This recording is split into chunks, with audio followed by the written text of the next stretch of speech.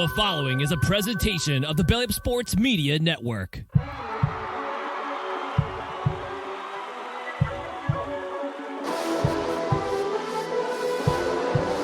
ball sends it over to Edward Robles. Go! InsertName FC!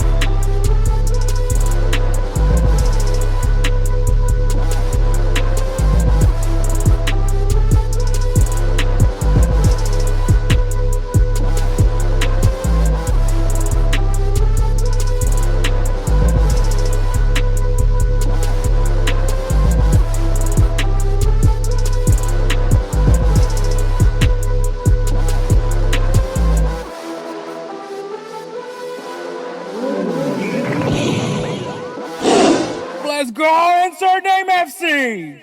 What is up, everybody? My name is Hector Flores, host of the InsertName FC podcast, a member of the BellyUpSports Media Network. Also, you can find us on all things podcasting, Spotify, Apple, whatever you guys look for your podcasting needs, we're there. And of course, the other places, you can check us out at Golz TV. What is Golz TV? Golz TV is the Hulu of soccer content.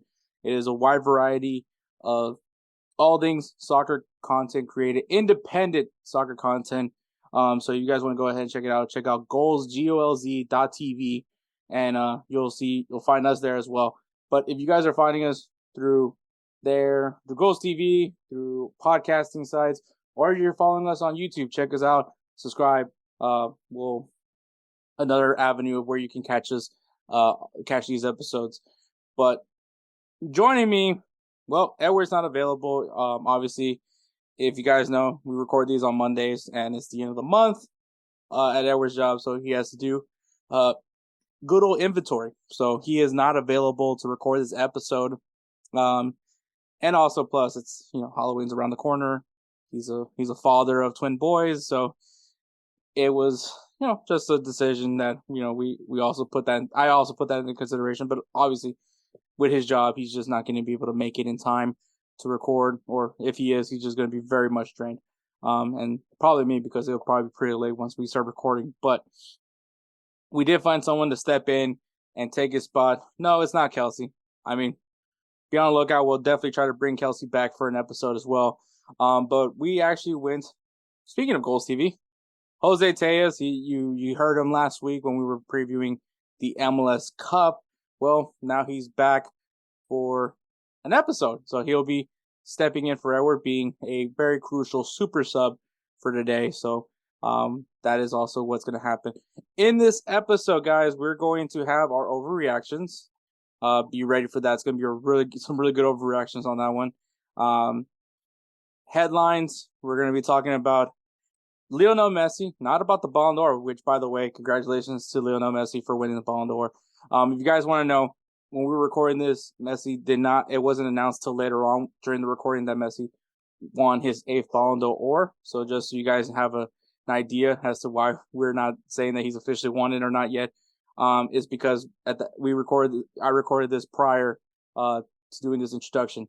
But we are going to talk about an award that Messi is up for, not just the Ballon d'Or. We're going to share our opinions on the new MLS Playoff Format. Obviously, me and Jose weren't really able to share our complete thoughts on the new playoff format because of, obviously, timing. This last episode would have been significantly longer than it already was, so I didn't want to put that on anybody. My hair is a mess. So we'll talk about that. We're going to talk about the Italian betting scandal. It's a big scandal that has been happening. Some suspensions have been announced, so we'll definitely touch up on that as well. And then we're also going to talk about a controversial take that was given by one Jose Altidore about the 2014 U.S. men's national team being better than the current U.S. men's national team. So we'll definitely battle out that topic and announce our players of the week. Jose being featured on this episode, of course, he's going to get his very own Player of the Week nomination, and give you guys some games to look forward to this weekend. Some big games are coming this weekend, so make sure you guys check it out. And wrap this show up. So I'm also closing the episode. So No 3-up, no 3-down, no 3-up, 3-down, no 5-a-side draft. No random reading from Reddit. So maybe I'll do a closing thought on something that I just want to talk about, and then we'll go from there. But yeah, so that's really much else. That's really pretty much it. So like I said, get ready because it's a great episode. I think just a great episode with Jose. Jose, very knowledgeable, really awesome person to talk to. Always a joy to have him on. So definitely great. Hopefully we can do more episodes with him definitely in the future. And also check out Golz TV, man. It's a great avenue. So we're going to go ahead and take a break, and then we'll get right into this episode. Hey everyone, it's Ryan from No Credentials Required to talk to you about one of our newest partners at BellyUpSports, SeatGeek. Yeah, live sports is great on television, but the feeling of being at the arena is a priceless experience. That's why our friends at SeatGeek are there to help you find the best tickets at the best prices. Not only can you get tickets to sporting events, but you can also get tickets to concerts, comedy shows, musicals, and more. Search for your desired event now at SeatGeek.com, enter promo code BellyUpSports at checkout, and you save $20 off your first purchase. SeatGeek. Life's an event. We have the tickets. All right, we're back. Make sure you guys follow InsertName FC on Instagram and Twitter, but now known as X. I'm still getting used to that. At InsertName FC, man. So you guys know what we're doing. And of course, man, obviously we're going to share everything that's coming out of Golz TV, which thank you, Jose, for coming in and being our super sub this week for Edward. Hell yeah, bro. And I'm excited, man. This is one of the few shows that I tune into regularly that covers the whole weekend of footy. There was so much action this past weekend, bro. So I'm locked in, man. I feel like I was on the couch all weekend, respectfully so, and I'm here to talk about it. Yeah. All right. You mentioned over the weekend, so we always start things out with overreactions. Being that this is your first time doing an InsertName FC episode, I'll let you do the honors of being the first one to have an overreaction. Yeah, so this overreaction, I think, is for you may not like this, Hector. That's okay. I think this overreaction really is for the entire FC Barcelona fan base. Okay, I need everybody to calm down. Okay, we lost to Madrid this past week. If you tuned to El Clasico, you know exactly what I'm talking about. We lost it in the most Barcelona way possible, right? A final goal in stoppage time through the legs of Ter Stegen. Jude Bellingham was the one who got it, and of course he's in rampant form right now. But I want everybody who's a Barcelona fan to just relax, calm down, okay? Because what I've seen this past weekend, this isn't my overreaction. This is our fan base's overreaction. I think everyone's crumbling like the world is ending. And bro, we're at the end of October, right? There's so much season left to be played. I'm not saying, Barca's going to come back in the next El Clasico and wipe the floor with Madrid. I'm not saying that the Supercopa isn't going to be was going to automatically go in Barcelona's favor, but guys, relax, right? The manner in which we lost, the fact that we didn't have Pedri, Frankie de Jong, Lewandowski didn't start, a lot of things that didn't go our way. I still think Barcelona played extremely well, considering that we were nothing but youngsters. Bro, I just need the fan base on Twitter to calm down, man. Shit gets crazy out there. We have fans turning on each other right now. If you pay attention to anything regarding El Clasico on Twitter this past weekend, or on X, as Hector said, it's easy to get lost in the sauce, man. But just relax. There's so much season to be played. If the season ended at the end of October, Spurs would already be Premier League champions, which we already know they're not going to be. They're going to find a way to bottle it. They always do. So listen, man, Barcelona fan base, as reactive as we are typically, calma. All right, everybody calm down. We got a lot of game left to play, a lot of season left to play. That's a good point. I mean, it's still as a Real Madrid fan, I will say that was probably the most overwhelming.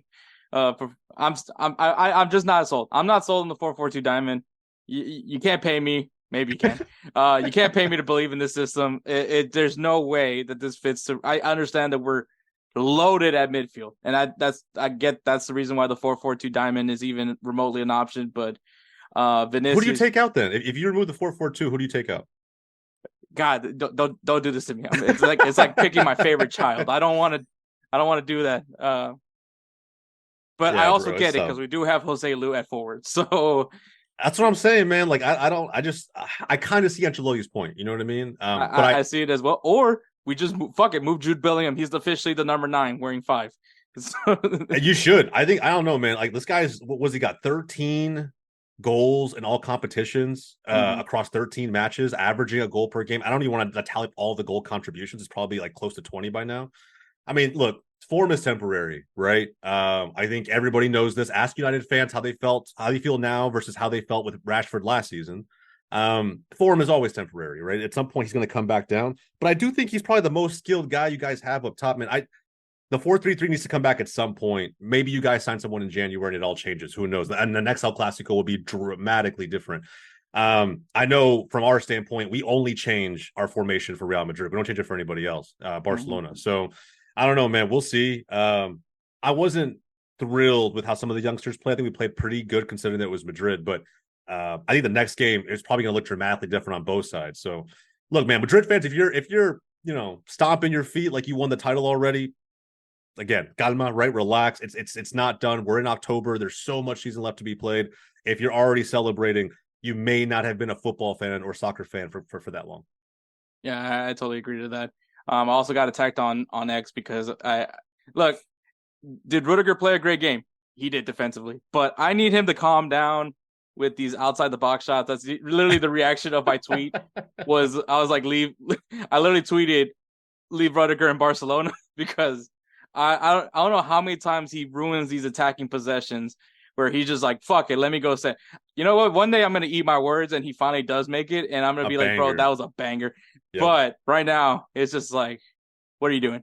What are you doing? Hey, bro, I'll take it. Now, maybe he thinks he's Jude, right? Everyone saw Jude's fucking banger from however many yards out it really was this weekend, and I still think that Ter Stegen should have gotten a fucking, I mean, he got a hand on it, right? So she still should have saved it, in my opinion. We'll talk about that later. But, bro, I mean, look, Rudiger did it at Chelsea.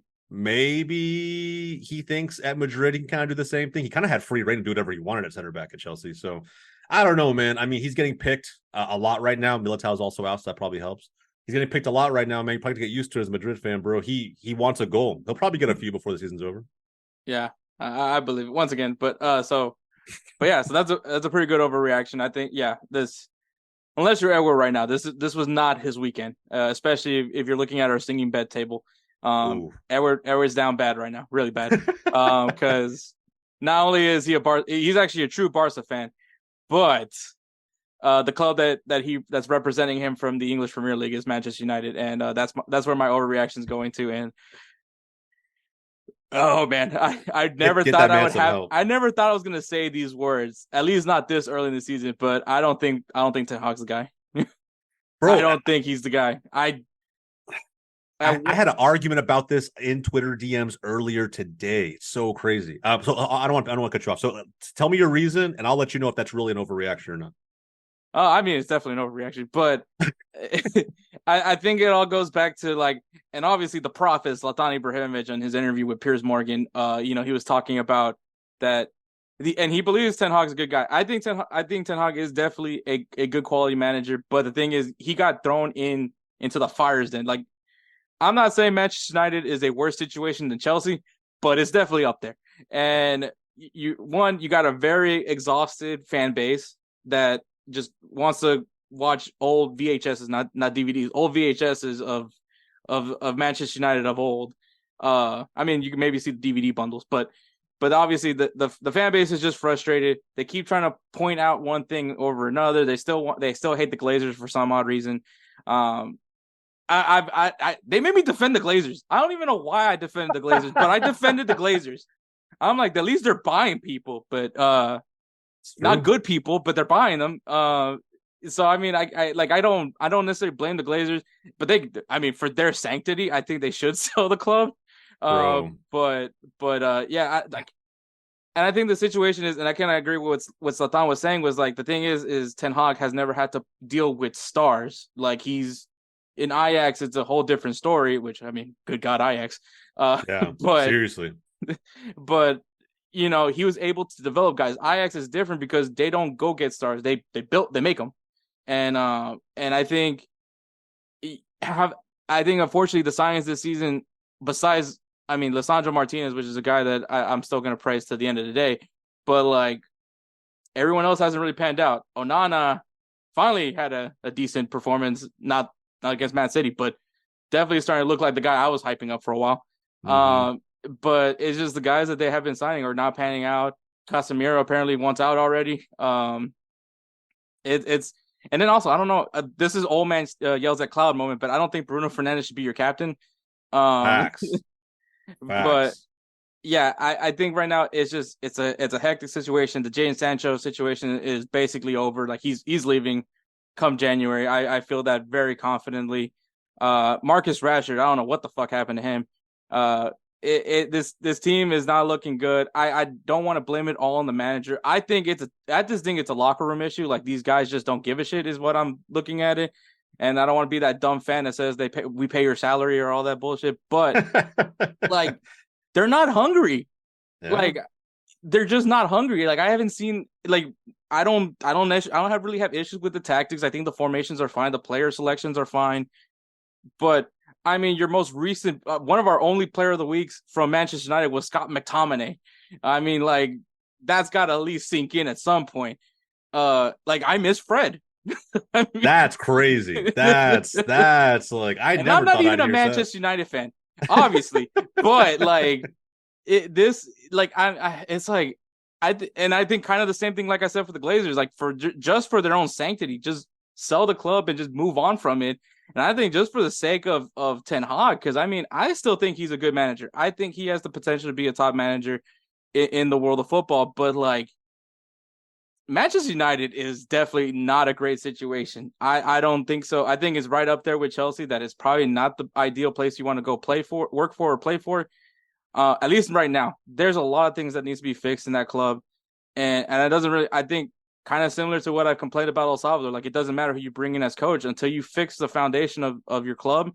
This isn't going anywhere. So I think with the frustration of the fans, the criticism that comes with being a Manchester United player, coach, owner, whatever, you're going to be criticized heavily every single day until you leave that club. So I think, I think this is it for Ten Hag.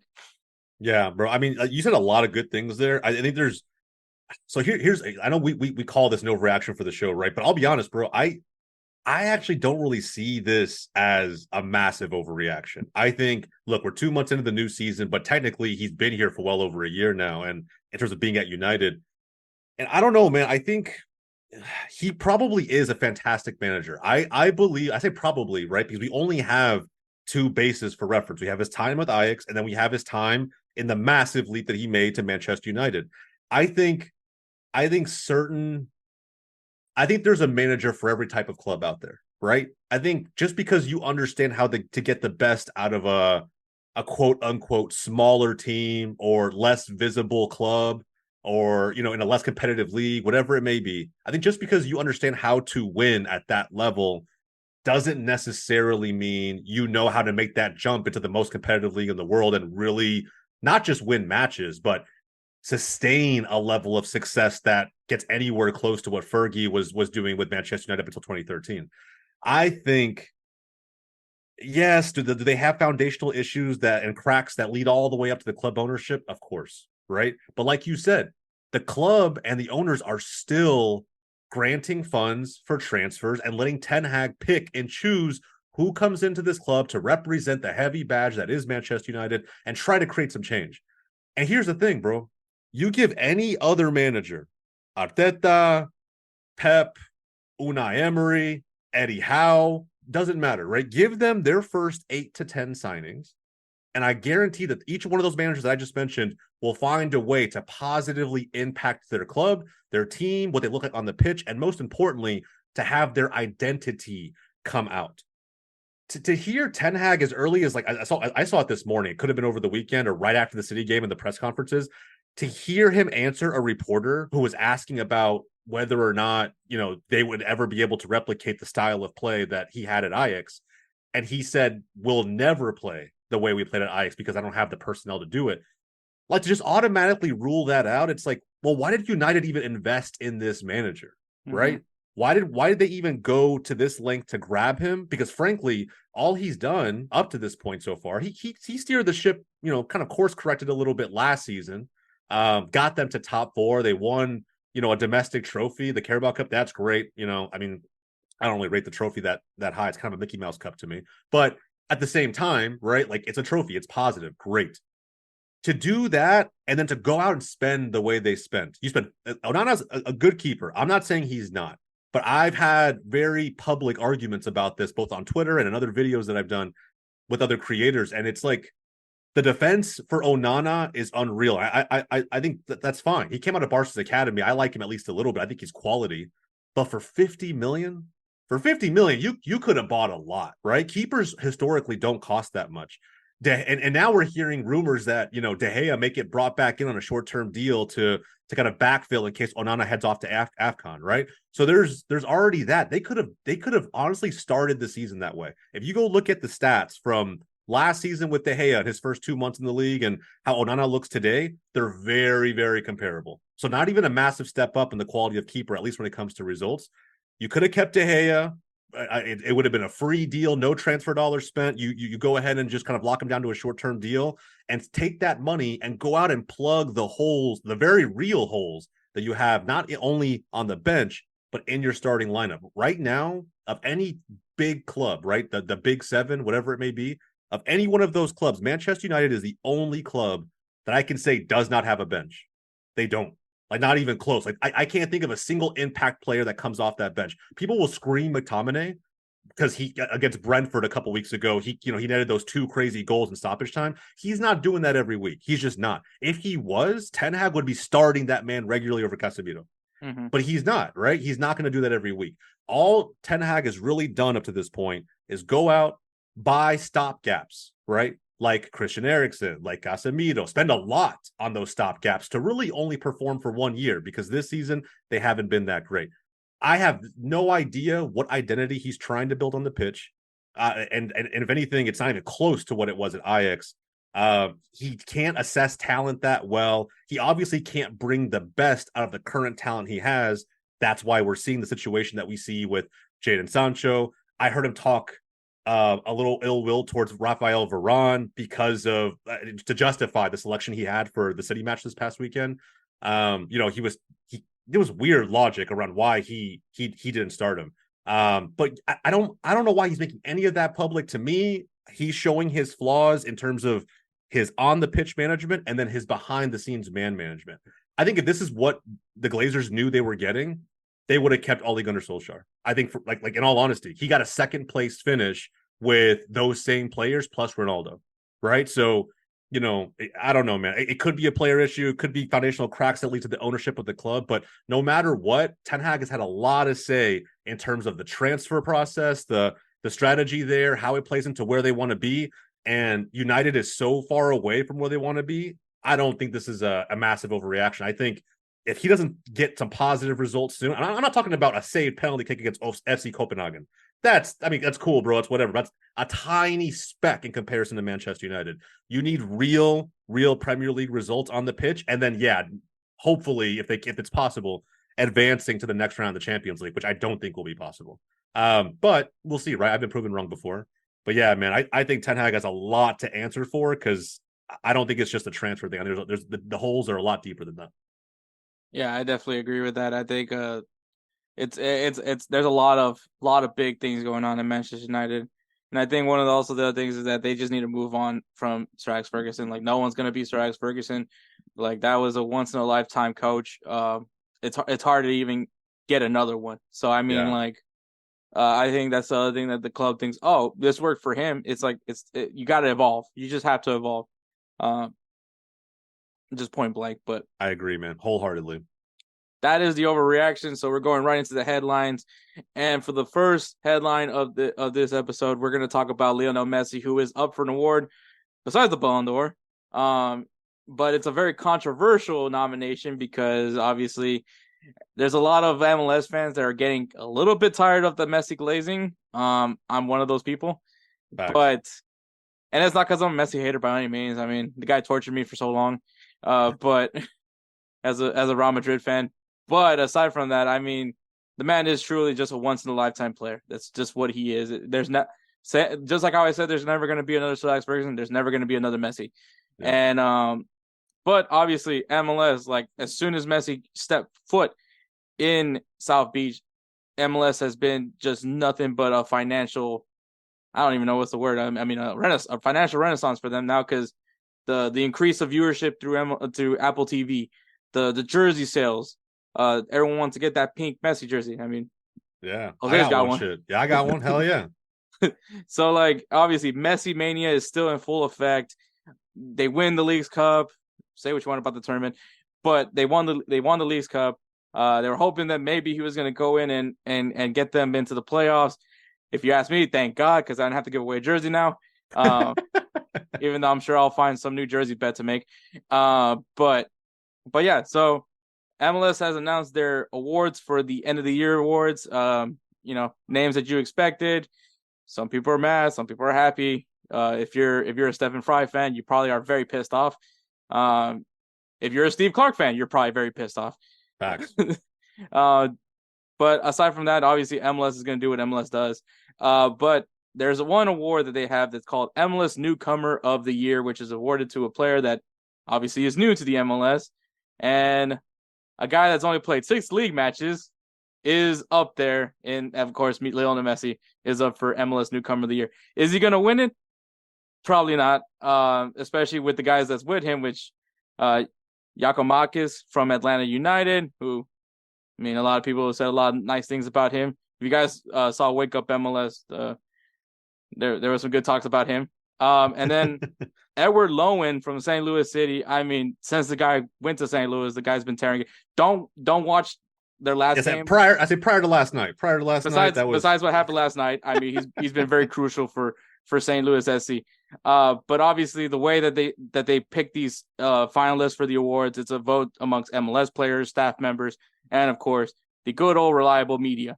But yeah, man, Jose, what do you have to say about Lionel Messi being up for MLS Newcomer of the Year? Is there another newcomer that you would have maybe thrown over him? I don't know about another newcomer. I mean, if I'm being biased, which I always am, if you do watch Wake Up MLS, I would say if I had to throw somebody's name in the hat, and look, if you compare his body of work to guys like Lowen, guys like, I mean, Giakoumakis has been unreal this season. And when we played against Atlanta, dude, I mean, the equalizer goal that they got to make it 2-2 was, I mean, I thought he had there was no chance in hell he was going to win that header, and he did. It's crazy athletic. But with all that said, the guy that I would pick, simply because his story is unreal, he is an FC Dallas player. Nobody knew his name before the season started. Now I think he's finishing the regular season with the highest goals per minutes ratio in the MLS, and that's Bernie Kamungo. That's someone that I thought newcomer of the year. I mean, dude, a few years back, the man wasn't even playing. He's a Tanzanian refugee. He worked his way up through the MLS Next Pro system with North Texas SC, and is now doing it with FC Dallas. And then, on decision day, we needed him the most. I mean, clutching up with 2 goals to send us into the postseason. I think, what he's done in moments, especially without Jesus Ferreira, who, I don't know how people are aware of this. Most people don't know because they don't follow Dallas regularly. But I think we're probably the only club with this stat. We have a player, Jesus Ferreira, who we are I would say almost solely reliant upon. There's a stat out there that says that in games where he scores, we are undefeated. And in games where he doesn't, we have yet to notch a victory. So let that shit sink in, right? Like, it's not that when he doesn't play, when he didn't play those games in the middle of the season due to the Leagues Cup and to the Gold Cup call-ups, we were still drawing matches. We have 13 draws this season, but we weren't winning. You know what I mean? Because he wasn't there. So the fact that Kamungo came in and decided in a season where Velasco has not been himself, Areola has looked like dog shit, he's come in as a no-name attacker and kind of reestablished a little bit of attacking prowess outside of Jesus Ferreira for FC Dallas. So I would personally throw his name up there, but a lot of people don't know who that is, and that's okay. The whole Messi thing now, bro. Listen, you mentioned Messi torturing you as a Madrid fan. I'm the exact opposite, right? I'm a Barca fan. 20 plus years watching this guy play for my club. Bro, there have been so many joyful tears shed over moments he's given us. Of course, when he came to MLS, I was fully locked in on him being here. So excited that he's here. I have a Messi kit for every club he's ever played for, right? Barca, PSG. I can't stand PSG, but I have it. And Inter Miami. With all of that said, this guy should not be fucking winning the award. He should not. There's no way in hell. If we give Lionel Messi, after 6 matches played, the Newcomer of the Year award, it devalues any other new player that's coming into Major League Soccer. Period. Point blank stop. If we really are going to take this league seriously, its players seriously, and as the league grows, we're hoping to attract more players from overseas, but I'm hoping that we specifically go after players in South America, things like that. If we want any of those future classes of awards to have meaning, you will not give Lionel Messi the Newcomer of the Year award, right? If anything, almost all of his body of work is in Leagues Cup. Very, very little of it is actually Major League Soccer. I think the only way he could have realistically won this award is that Inter Miami would have made playoffs.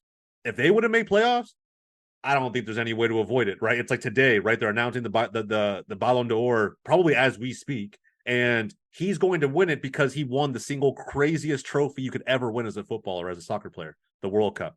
But if he hadn't done that, he wouldn't be anywhere near the conversation. And I think that we need to approach this conversation the exact same way. He didn't make playoffs. Miami still bowed out earlier than almost every other team in MLS. He got them a Leagues Cup trophy, separate competition. Got them to a U.S. Open Cup final, separate competition.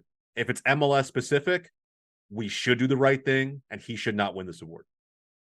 Yeah, I agree 1,000%. I mean, I understand what the allure is with Messi. Trust me, like even though I got tortured by Messi for 20 plus years, I mean, I still respect the hell out of the man. Yeah, I'm literally Vince Vaughn from Anchorman.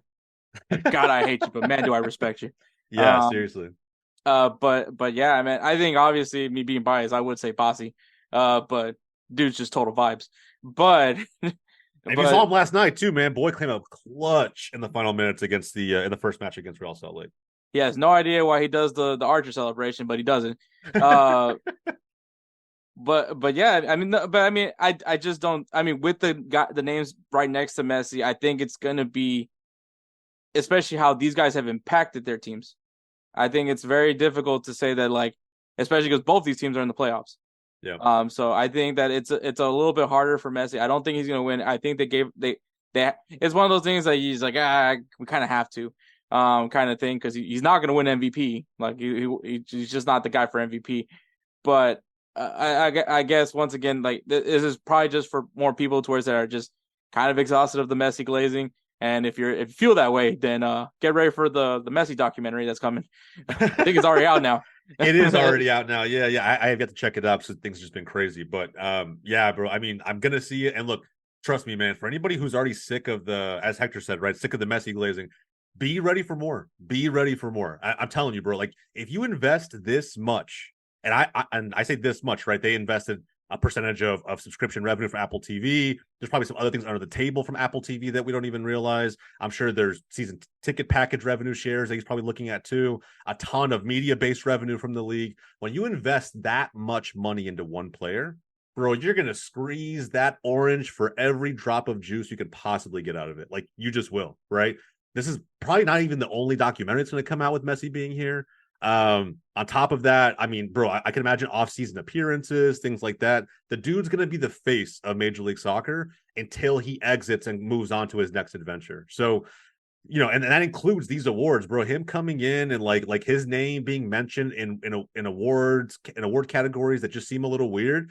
They're going to find ways to throw his name in there constantly, because the more that Messi is seen in a positive light, the more that Major League Soccer is seen in a positive light. It's the same reason that Saudi and the Saudi Pro League is doing what they're doing. They're bringing all these very high profile, likable players to that part of the world so that the league and the country can be viewed a little bit differently. So people call that sports washing. I don't want to get into the politics of all that. I just think that, you know, when you invest that much into something, you're going to try and get every possible return on your investment that you possibly can. And this is just the first sign of it. There's a lot more to come. Yeah, I can't wait for the documentary series that covers his security guard. That's gonna. There's people that dressed up as him. They dressed up as him for Halloween. So that's. I almost thought about it. I just don't have the muscle mass. Bro, you should have. You should have, bro. It would have been funny. And also, not to mention that he's bald. But I'll say, like, yeah, bro. I've already seen some costumes. Tomorrow's Halloween. I kind of wish I live in like a slightly bigger soccer market to see how many of those costumes I see this year. Yeah, that's definitely gonna be hilarious. Yeah. But moving on to the next headline, also kind of sticking with the MLS, we didn't really touch up on our actual thoughts on the new MLS playoff format. We did mention the way the format is. Yeah. But we never really shared our opinions on it, and I thought it was just because that episode was already almost 3 hours. Didn't want to make it 4 hours for you guys. But yeah, the new MLS playoff format. There's already been some players being critical about it. Dan Lovitz of Nashville was one of those guys that spoke out on the MLS format. But if you guys don't remember, the new features of the MLS playoffs was now that they're going to feature 9 teams, depending on how you feel about that 8th and 9th spot. But they would have to compete in a one-off wild card game to decide who plays the first seed in the first round, where there is a best of 3 series. I guess they decided, hey, it works in baseball. Why not do it here? So that's a thing going on. So right now, the first round of games are about to be done. And then obviously this coming weekend, we'll have the second round, game 2s, I guess to say. But yeah, I'm gonna let Jose go first on this one. But what do you have to say of the new format? Bro, we look, like I don't want to be too jaded here, right? You know, people see a lot of toxic talk about this format on Twitter. I'm gonna try and be like brief and not go on a 20-minute rant here. I think we got the first look at the new MLS playoff format that this past weekend, right? If anybody tuned into the first MLS round 1 matches, we got a first glimpse of it, and it's only game 1, so I will preface all of what I'm about to say with that fact. But here's the thing: we had how many interesting scoring lines, right? We had Houston and Real Salt Lake go 2-1. We had Sporting Kansas City and St. Louis go 4-1. We had Vancouver and LAFC go 5-2. We had a 3-0 from Cincy and the Red Bulls. There's a lot of really interesting, matches that have already been played with pretty decently high scoring lines. Here's what MLS took away from the previous format: the score doesn't matter anymore. It just doesn't. And that can be looked at positively and negatively. I'll stick with the negative first, then go back to the positive. The negative is that, look, no matter how bad St. Louis got beat last night against Sporting Kansas City 4-1 in their own stadium, by the way, which, talk about overreaction. If anybody should be reacting right now, it should be St. Louis fans. I saw a lot of shit talk on the timeline before that game. 4-1 at home.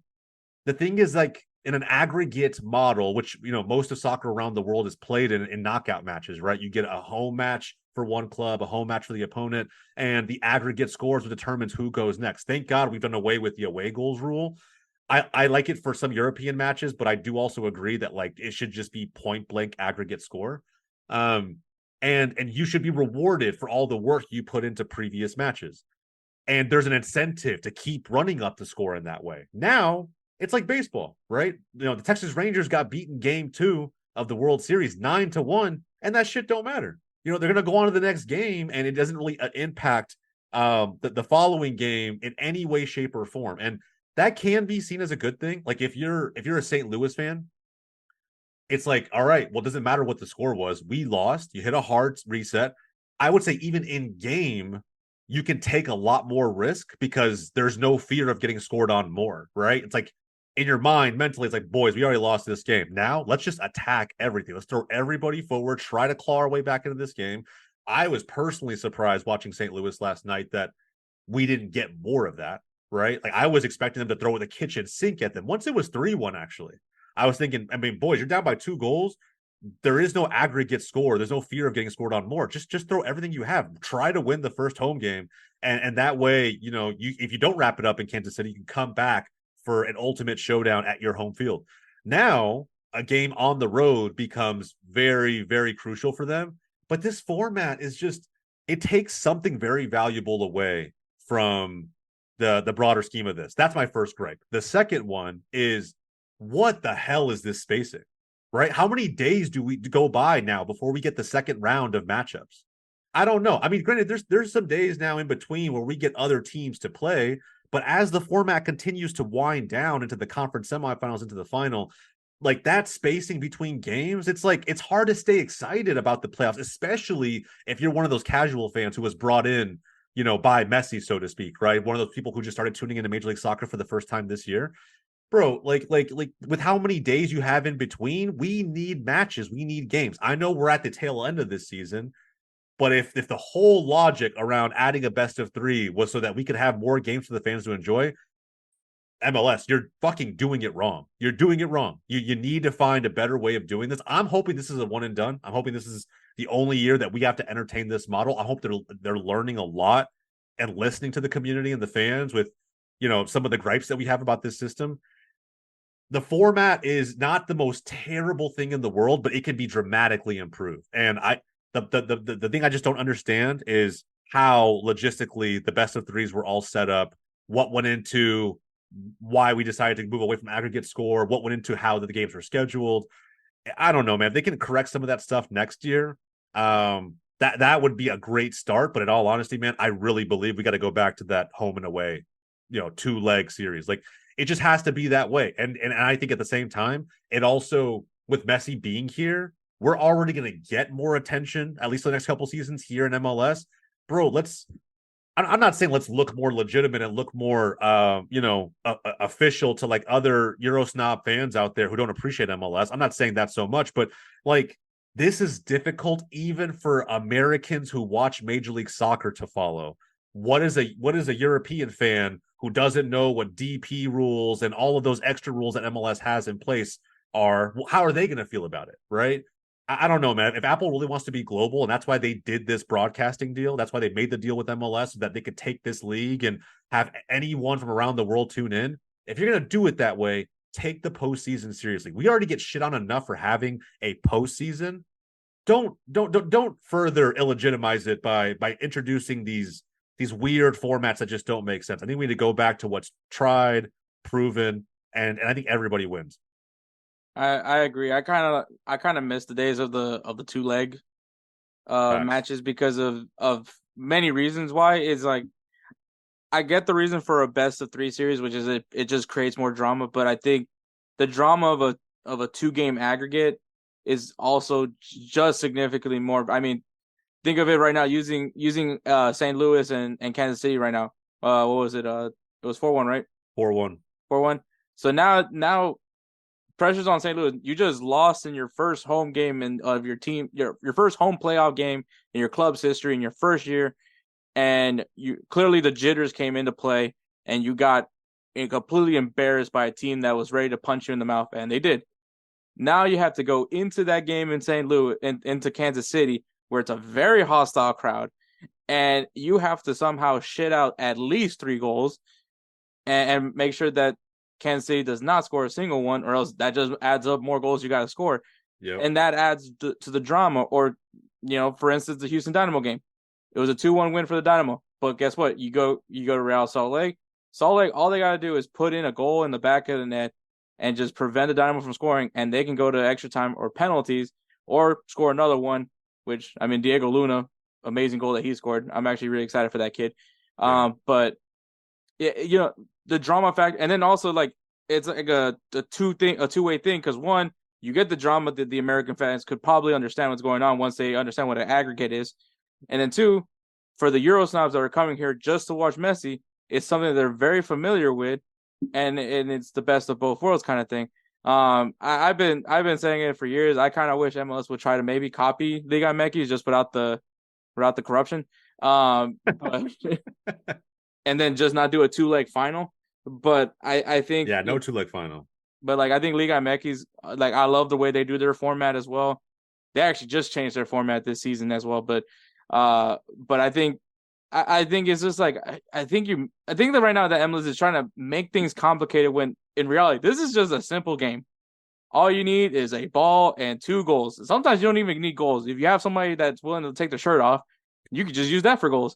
So I mean, like, they're making it's like, stop making things complicated when it doesn't need to be complicated. Just keep it straightforward. Americans love playoff formats. Euro snobs, like, just think of Champions League, and like, everyone's happy.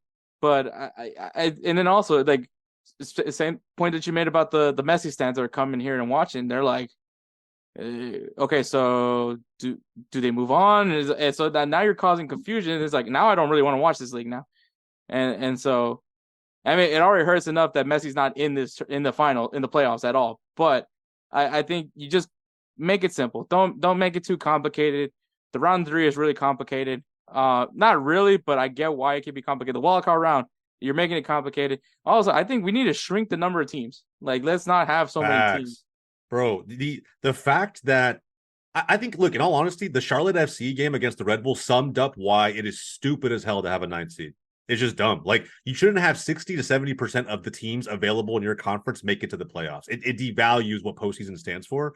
And it was evident, bro. It took 10 minutes for Charlotte FC to be out of that game because they didn't belong in the postseason. They're 3 years in as an expansion club. I know St. Louis, kind of did the LAFC right. They got first place in one of the earliest years in their inaugural year. And, everyone's saying, look, an expansion team did this. That's great, bro. That's an anomaly. Not every expansion team is like that. And I think with Charlotte FC, this was solid progress to be in contention for the playoffs on deadline day. The fact that we had a 9th seed available and how I would say insane the over performances were, because even on the San Jose Sporting Kansas City front, like, I watched that game through and through. And to me, the fact that it ended 0-0 and went to a penalty kick shootout was more reflective of Kansas City not taking that game by the scruff of its neck and burying a team that they know that they're better than. They almost played the way St. Louis played last night. They were kind of just feeling it out. They didn't want to make a mistake. It's a 1-game playoff, right? They played the whole season for this one game. They approached it very carefully. I think that they were okay with going to PK shootouts if needed. But then once they got the jitters out, right, in that wild card game, they stepped up and took it to their rivals last night in game 1. I just think that, yeah, there's some tweaks we can make to this. There shouldn't be a there could be a wild card, but there shouldn't be a 9th place. Like, the drop off in quality in this league is very, very evident. Like, the Red Bulls looked like fucking prime Barcelona against Charlotte FC, and that's not how it should be. The gap between an 8 seed and 9 seed on the pitch should not be that wide. And it's just because that 9 seed doesn't belong in this playoff format. They just don't. So hopefully we just, man, we're still growing. The MLS is still very young in comparison to other leagues out there. I want to see them make some changes. And look, with Messi being here, there's never been a better time to realistically entertain the idea of us, well, not really copying what other leagues do, but learning from what other leagues do and trying to implement some changes that are really going to make this league viable to every fan around the world. And if Messi's not playing in the postseason, then that means there are some pretty decent teams in MLS, and we should try to put a spotlight on those, not try to, create a lifeline for the mediocre talent that exists in this league. So we'll see. Yeah, I agree 1,000%. All right, the last headline for this one is going to be one of the biggest, well, not really the biggest scandal, but it's definitely up there in levels of scandals. There's a lot of scandals that have been going on this season. Obviously, the Barcelona ref paying scandal. I mean, shocking. That doesn't happen in any other team. Yeah, I mean, bro, it's just want to touch on that really quick before we move on. I will say this about Barcelona before anybody. I've never gotten more text in my fucking life than when the Negreira case came out. Never. I don't think I've ever heard from more Real Madrid fans. I have a good amount of my buddies who are Madrid fans. I love them all. But I've never seen more text messages than that. I will say about this, like Hector just alluded to, Barcelona is not, if it does come out that Barca is paying refs, and we have paid refs for things like reporting and whatnot. And if you do the math on the numbers, by the way, on that, if we were bribed, if we were sliding some money to the table, asking them to, wink, wink, don't mention this to anybody, I know we're doing more than $200 a referee report, right? Because that's really what it comes out to. It comes out like 200 euros per report. There's no fucking way we're bribing somebody with 200 euros. Man, these refs are down bad, man. Yeah, there's no way we're bribing somebody with 200. 200 doesn't get you anything. So there's that piece of it all. But I will say this: Barca is not. If it comes out that we did it, Barca is not the only club doing this. They're the only club that got caught. And I think at the end of the day, I still like to believe that there were good intentions with what we were paying for. But, dude, who knows? We had Bartomeu as a fucking president. I mean, at the end of the day, the guy was probably as quote-unquote crooked as they come. I think if him and Sandro Rosell were behind this, I mean, it is what it is. I don't think it's the current president, Laporta. But I'm telling you right now, every big club has had decisions go their way, wrongfully so. And you got to almost like kind of look at it a little bit and be like, what the hell's happening there, right? Some of the calls we've seen in the Premier League this season alone, I'm like, bro, somebody's getting fucking paid. Somebody's getting paid. I don't know how the ref missed that call. I go back to the Tottenham-Liverpool match where they got the goal call incorrect and they just let it stand. I was like, bro, there's got to be some shady shit going on here. So I don't know, man. I think everybody does it. I think, if you're not cheating, you're not trying. The old adage, right? But yeah, I mean, Barca fans are a little bit in the mud right now, just like some other clubs out there, for sure. Yeah, I will definitely say Real Madrid fans don't start shit. Let's not think that we don't get away with certain things either. Everybody does. Everybody does, bro. So yeah, that's why I've made sure I stayed quiet. I mean, the only thing I did was just share it to Edward when it was like, maybe this is a potential topic for an episode. But aside from that, it wasn't like anything like gloating or anything. It's not like I knew it.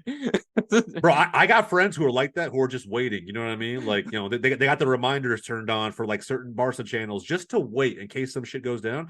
And look, respect, bro. If you get the time to do that, I mean, by all means, like I said, I mean, I wish I had that kind of time. That's what I'm saying, bro. If a club like that lives rent free in your head, by all means, I'm here for the text all day. I will entertain the banter all day, because that's what it is to me, is banter. But look, man, there's so much to follow, even on this quote unquote scandal front. This betting shit is crazy how deep of a problem some of these guys have, man. It's crazy. Yeah, I mean, so the betting scandal that's recently being there's been scandals around in England as well. I mean, obviously can't remember the striker's name from Brentford, but he's Ivan Toney. Ivan Toney. Is he facing his punishment now? He is. So like Ivan Toney he'll be eligible, I think, again in January for a transfer. I don't know if he'll be eligible to play immediately following his Brentford's not gonna keep him. They already know. They've already set the price tag decently low, actually, for Ivan Toney at £60 million. Someone will go in for him. I'm really hoping it's Arsenal. Yeah, it's definitely going to be a big one. Yeah, but yeah, sure. So similar to what happened with Ivan Toney is essentially kind of in a way is happening also in Italy.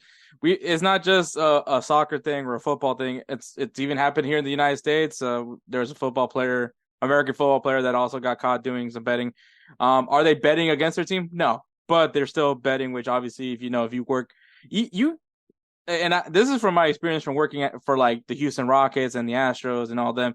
Like, we're not allowed to bet, period. I still did, but I mean, you're not allowed to bet, like, period. You're not supposed to bet in any form of gambling.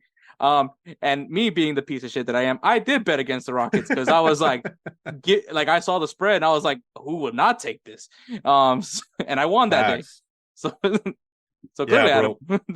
Yeah, bro. Fact. I mean, look, I think this is one of those things where the betting laws have changed recently in the UK. That's something I want fans to understand, because my biggest problem with this whole betting scandal that's come out with Tonali and Fagioli, getting well, I don't know if Tonali's been officially banned yet. I think that will come probably like this week or something. Mm-hmm. And he'll be banned for the rest of the season. He'll have to come back next year for Newcastle. Fagioli, to me, had a deeper problem. He owes millions of dollars to friends, family, acquaintances. Like, bro, imagine being a footballer that makes the money that they make and you're still in fucking debt. That's crazy. So it is a pretty deep problem. The issue that I take with all of this, though, is like, doesn't it blow your mind that Ivan Toney, I felt, was like crucified? Like, now granted, he did have, I don't know, what, 10 or 11 matches that he bet on. He had well over 200 plus different, betting occurrences, right? Of those, 11 to 15 of them were specific to Brentford matches that he either played or didn't play in. And dude, it's pretty tough, right, to justify that. Like you're betting on matches that you're playing in. That's really, really difficult. But I never once heard anybody say, when he got accused of everything, oh, he's got a problem. Oh, we should help him. This is an addiction. 200 plus matches of gambling, and maybe we should reach out to him, as opposed to just judging him and slandering him all over the media. And I think anybody who's brand new to football out in the UK or soccer out in the UK, I mean, the media hammers them, right? Mm-hmm. I mean, I thought, certain media and press here in the States were bad. England seemed like a totally different ballgame. But, he got completely destroyed. And what's crazy is, like, these two Italian dudes, and then not just two, I think there was three of them, right? It was also Zaniolo. Mm-hmm.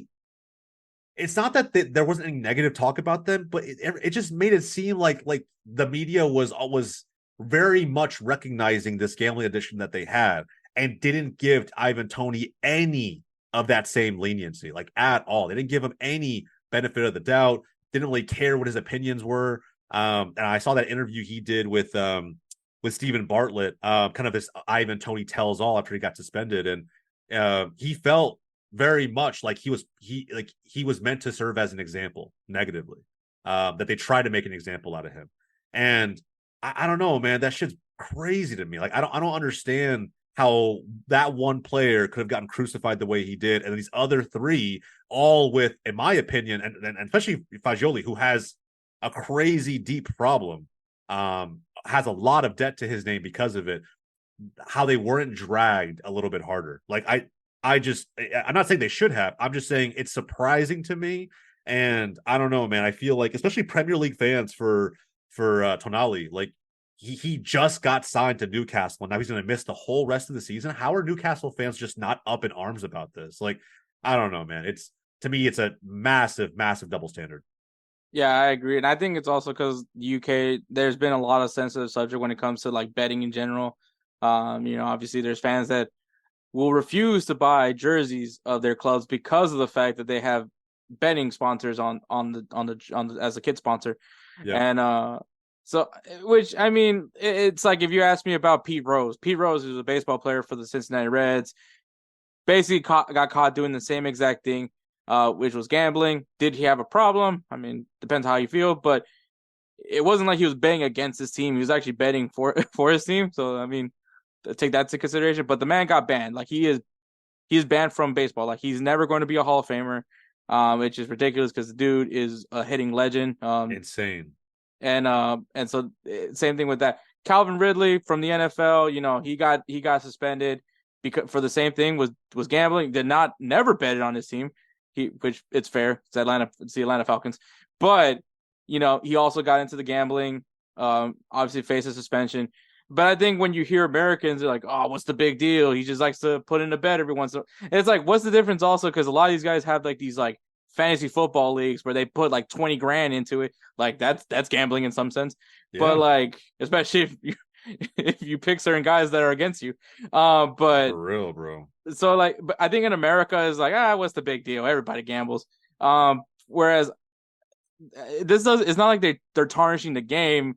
I think, especially as you mentioned for Nicola Faggio, the dude literally has a legitimate problem. Like, this is an addiction.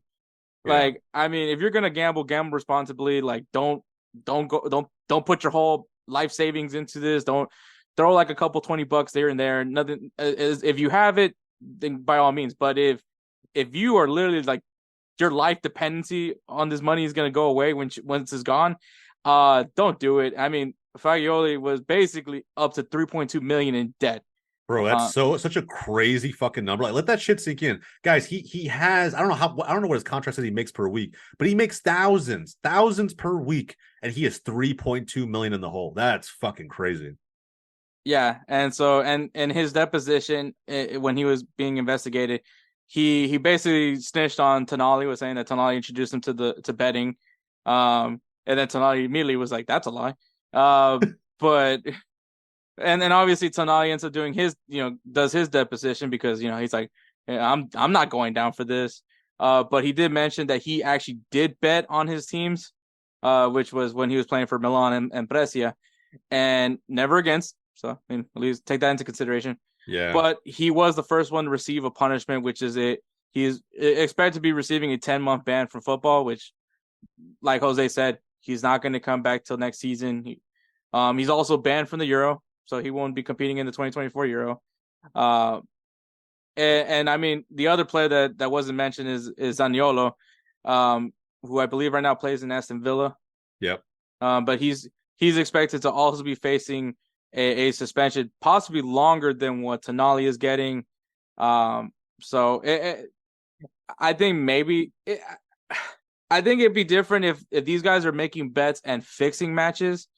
I think I would be more angry and I mean, but like I said, like, I understand it because when you work for professional teams or you play in professional teams, one of the first things that you do is you sign a contract that says that you're not going to gamble, like, by means at all. Like, you can't even gamble on cricket. Like, you can only, that's it. It's just play. And I think it's also the concern of like players that what happens if they do and I think it's to prevent match fixing. I think is what most of these leagues are doing. Is Yeah. just to you can't do it. There's no way it could ever happen. But unfortunately, there's guys that they're still gonna do it. I mean, just because you sign a piece of paper doesn't mean there's a force field on your phone.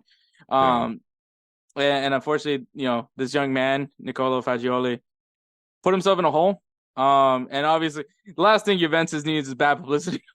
Even more bad publicity as they're getting. Bro. So this is following the doping scandal with Paul Pogba, and so now it's like, bro, what isn't going wrong at Juve? And of course, financial fair play, which I still think is a crock of shit. But yeah, this is just not an ideal situation for any of these three guys. They're not going to be playing, and I mean, I know Tonali, crucial signing. I thought it was a great signing for Newcastle United. Now AC Milan looks like geniuses, even more, especially with all the players that they bought from that transfer. Bro, do you think they knew? Do you think Milan knew about his problem? I mean, he this all comes all the way back to his time playing for Brescia, so it could be something that they knew ahead of time and they just wanted to get ahead of themselves. Because I mean, the Sandro Tonali transfer was one of the craziest, shocking transfers of the summer. It was like no one saw it coming. No one thought that Tonali was even an option for sale. This dude literally was wearing the captain's armband at one point for AC Milan. Part of that young, promising AC Milan team that was hoping to get back the prestige of being in the Serie A, and they just sent him over to Newcastle United. And I understand Newcastle now has the money for it, but it was just such a weird, bizarre transfer.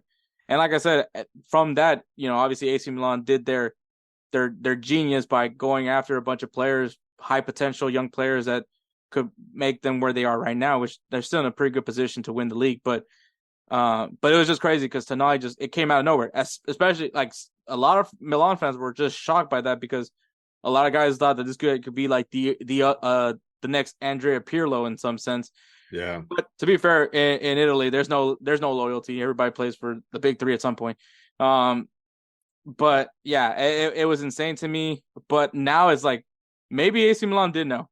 And I don't know, man. It was just convenient to me. It was just that's the first thing I thought of was bro, he hasn't even played half a season yet with Newcastle. These allegations are coming out. Newcastle and Milan are in the Champions League in the same group. I don't know. I mean, are Milan the ones who ratted him out?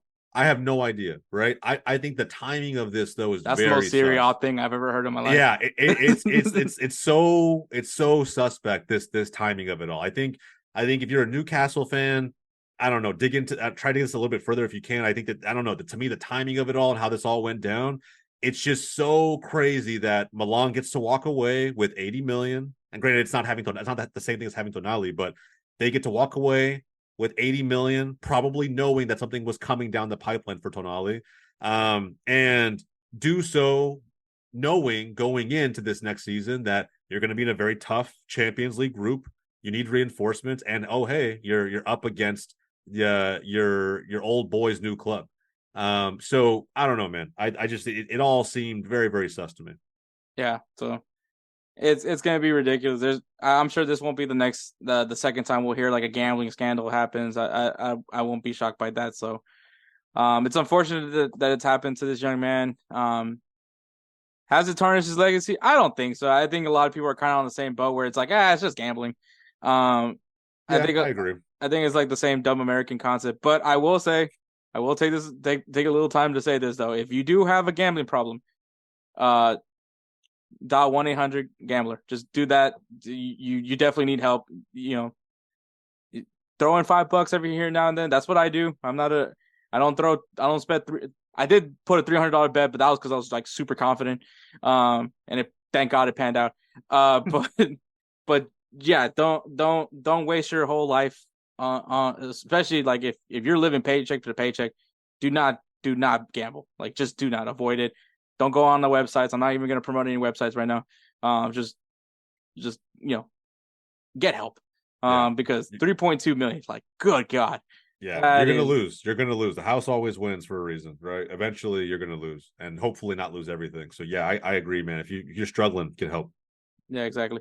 All right. So we're going to go ahead and take a break and then we'll come back and we're going to talk about Josie Altidore. So we'll see what our thoughts on that one goes. So we're gonna take a quick break and then we'll get into it. Hey guys, this is Hector from the InsertName FC podcast, here to tell you guys about Canada Dips. It is a great tasting, superior alternative to traditional dip, using CBD in a way that is radical, enjoyable, and effective. It comes in 5 core flavors: wintergreen, mint, citrus, mango, and American spice.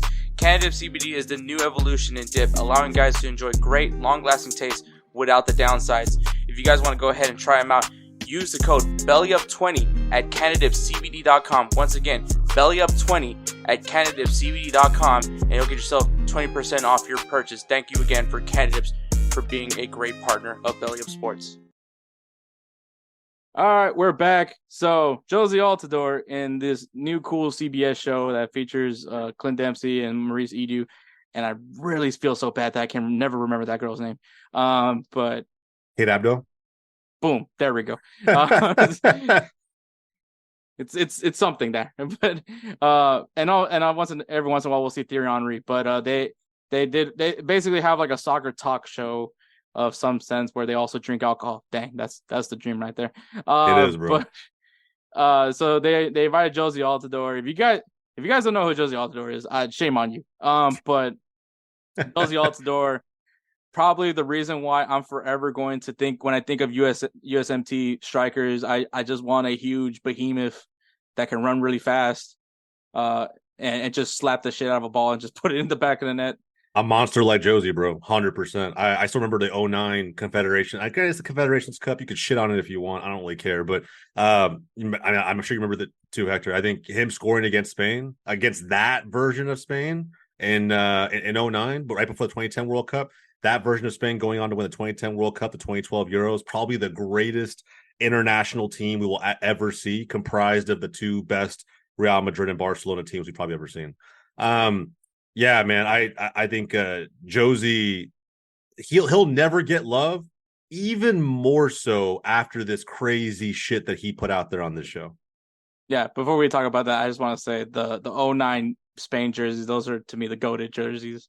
Those were sexy. Those were sexy, yeah, for sure. That was also like the sandwich of the 08 Euro, the 2010 World Cup, and then the 2012 Euro. Yeah, I'm telling you, man, that Spain team was so disgusting, man. They were so good. What a team, man! Just don't look at the 2014 World Cup. Just forget about that one. Forget Bro, that. At some point, you got to let off the gas. At some point, you got to be like, "Hey, boys, we won enough." All right, like it is what it is. But yeah, bro, wild. But going back to Jose Altidore, yeah, in this interview that he had on their show, I feel bad that I don't even know the show's name. Oh, it's Kicking It. All right, well, that's corny. It is. It's so cliche. Anyway. Not as bad as InsertName FC. But they had Jose Altidore as a guest. I don't know if he's officially retired. I feel like he hasn't really like said it, but we all kind of think it. Yeah, that's true, bro. I think he never had like a very public announcement, right? Michael Bradley just retired too, and so like I don't know. I always is now coaching with his pops.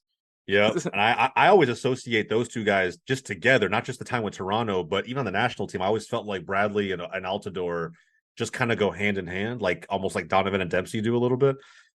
So you know, I don't know.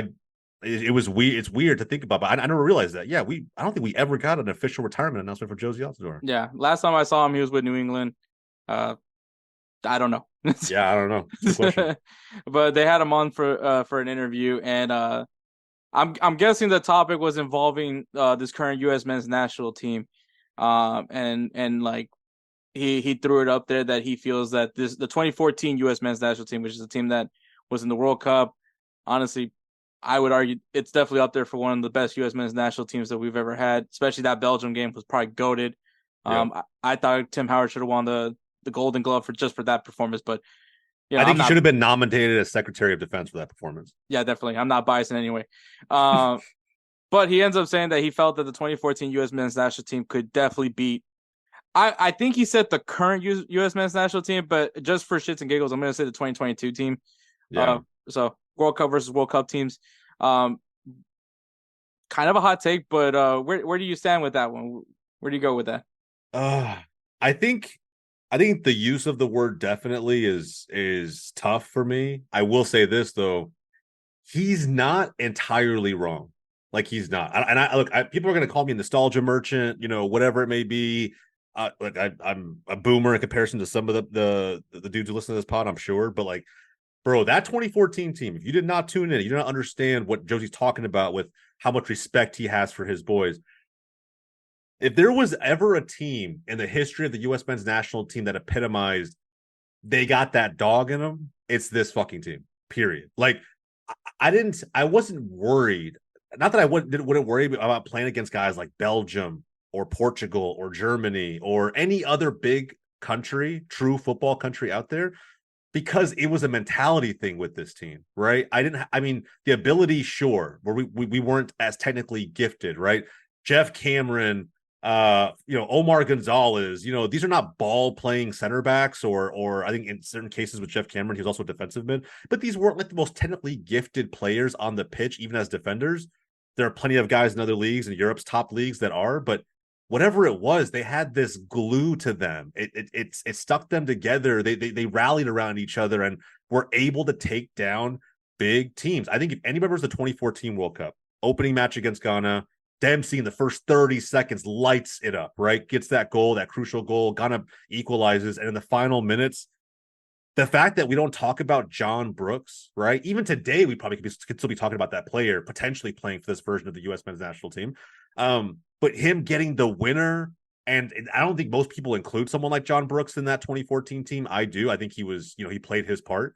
The goal Jermaine Jones scored against Portugal, I'll never forget that shit, bro. I was sitting in a Buffalo Wild Wings in Dallas, and everybody threw beer, like how that English meme, right? Whether it's the Euros or the World Cup, all those fans going ape shit at the sight of England scoring.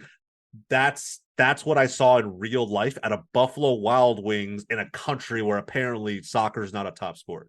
Like Jermaine Jones did that, right? Like, I don't know if Tyler Adams or Yunus, I love Yunus Musa. I think he came out of Arsenal Academy. He's a hell of a player and a baller. I don't know if any of these guys could go toe-to-toe with Jermaine Jones. You know what I mean? I don't know if Serginho Dest is a better defender than Fabian Johnson, or a better overall outside back than Fabian Johnson.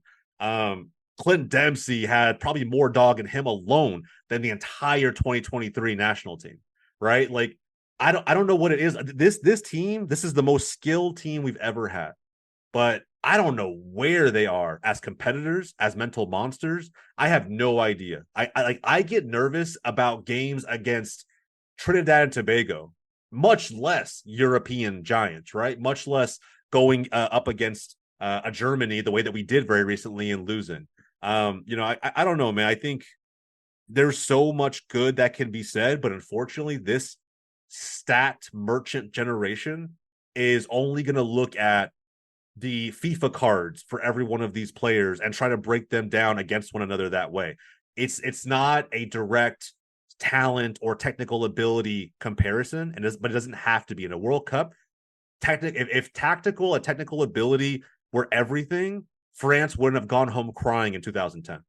You know what I mean? Absolutely crying, like in shambles. The country was in shambles. They were sending players home mid-tournament because they were fighting each other. And that was one of the most technically gifted teams we've probably ever seen, right? Franck Ribéry, Florent Malouda, Karim Benzema, like you name it. So I don't know, man. Thierry Henry was still doing this thing back then. I think that there's just so much to like with the 2014 version of the U.S. men's national team that cannot be quantified on paper. There's no stat that's going to show you that. And I think in a game toe-to-toe, I think it's very, very close, like very close. I don't think either one of those teams are clear. And if I was building a best 11, it would probably be split like 5-6 in terms of 5 players from one team, 6 from the other, realistically. And we could have that breakdown today if we want to pick a best 11. But I think that, Josie's not crazy wrong. And if you think that like he's just an old man that's on his meds right now and is shouting stupid shit at the clouds, I think you probably weren't alive or weren't old enough to comprehend what you were watching during the 2014 World Cup. No, yeah, I think there's like a complete misconception about. I think once again, yeah, everyone's like, "Oh man, old man yells at cloud, Josie out the door." I think if you're judging off of individual talent, the current U.S. men's national team is definitely there. I mean, you got guys playing in the biggest clubs in Europe, not just playing in the biggest leagues, but playing for those biggest clubs and playing regularly. But versus back then where it was guys playing for these maybe mid-table teams, leagues that we've never heard of, or playing in the MLS. But I think that the mentality I will say 2014, I'm more confident going into a CONCACAF qualification. Like these guys can go into El Salvador, and I feel pretty confident coming out with a win. Yep. The current U.S. men's national team, we saw what they couldn't do.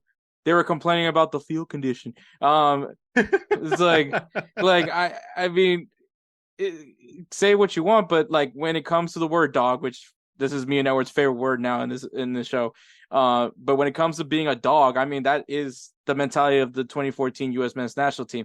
Like these guys were dogs. Like all the corny things that you hear Americans say when it comes to sports is everything pointed into, because these guys came in to fight. It was gonna be a dog fight. I know everyone made fun of Matt Turner for saying that in Arsenal, but that's literally their mentality. Was like we're gonna out tough you. That's just how it was. They out toughed Portugal. They out toughed Ghana. That's how they won their games. But I think, yeah, if we want to do a comparison to both teams, I mean, let's start off with Coach Jurgen Klinsmann and Greg Berhalter. Who would you rather have? Because here's the thing. That's before we answer that, right there. Yeah, it's a loaded question. Before we answer it, I will say this: there was a time when Klinsmann wasn't the jackass he is now. Okay, I'm just gonna put that point blank out there. Some of the antics and stuff that I see with him coaching Korea today, like I think when he first started coaching the U.S. men's national team, it wasn't like that, and he was so bullish on certain personalities that, and everybody being one. People forget he left Landon Donovan at home.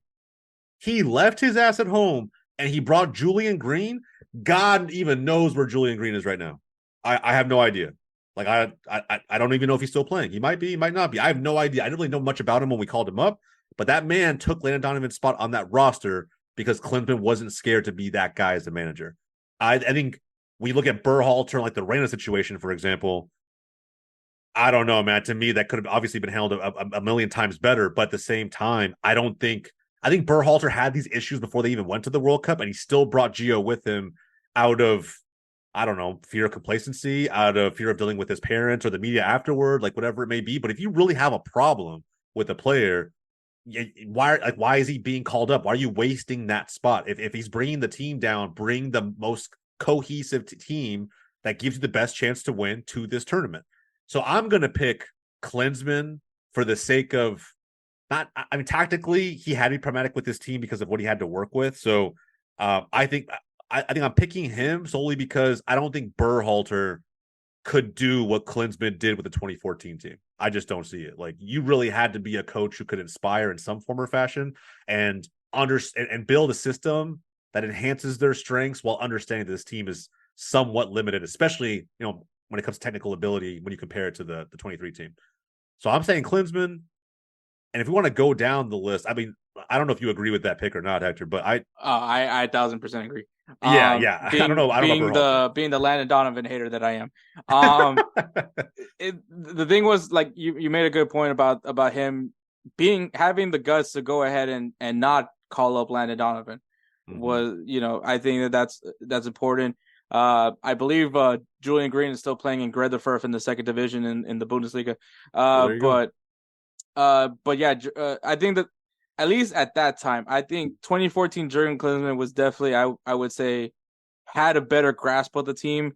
This is obviously, after what happened unfortunately in the 2018 World Cup, where that was just a whole debacle of its own. But I think Jurgen Klinsmann went. And honestly, this was the 2014 U.S. men's national team, aside from everyone complaining about Landon Donovan, who came off of retirement from I don't know how many times now at that point.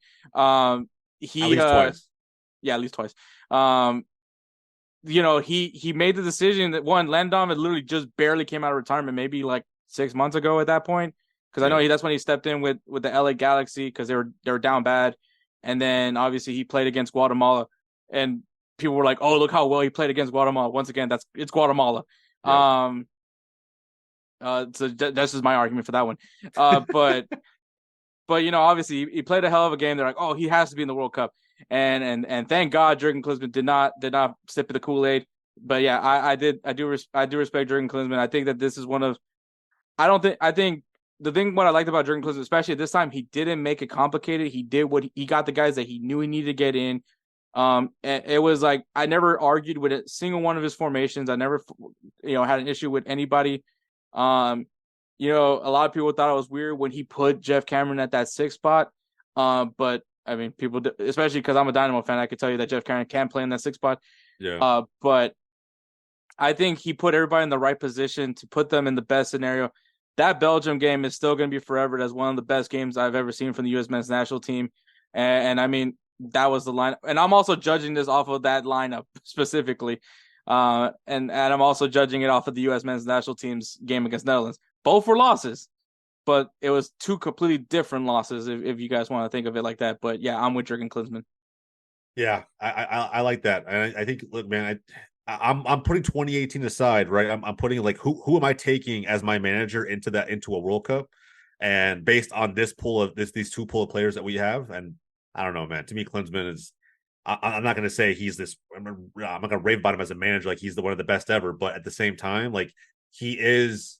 I was still like not happy after losing to Belgium by any means, especially after that Wando miss. Holy shit! But like outside of that, I just felt like Belgium was flat out a better team than we were in every aspect, except for maybe keeper. And we played our asses off and we went toe to toe with them. And yeah, Howard had to have, what was it, 15, 16 saves in the game? Sure. I mean, look at our back line against who we're playing against. I mean, at some point you have to be realistic, but it was still crazy to see that team, the level of fight that they brought. The match almost didn't even come down to technical ability. It came down to who just flat out wanted it more. And we were giving them a real run for their fucking money under Klinsmann, which I don't know if, after watching the Netherlands match, if anybody remembers that. I mean, I can't remember an ass whooping that we've taken harder in a major international match. It was men against boys out there, period. And that's that. I was seeing mistakes for some of our biggest and most liked players, guys like Tyler Adams. I don't know, man. The Netherlands didn't even, what was it? They got knocked out the following round by Argentina. It was, right? Yeah, they got knocked out the following round against Argentina. And that's one thing that I think most people who have this conversation and they sort of flock to the side of the 2023 team, bro. And when I know when I've had this argument with people, I'll bring up, dude, 2014 that those guys had an inner fight and a dog in them that, bro, I just don't think many teams, it wouldn't have been easy for anybody to play against the U.S. men's national team.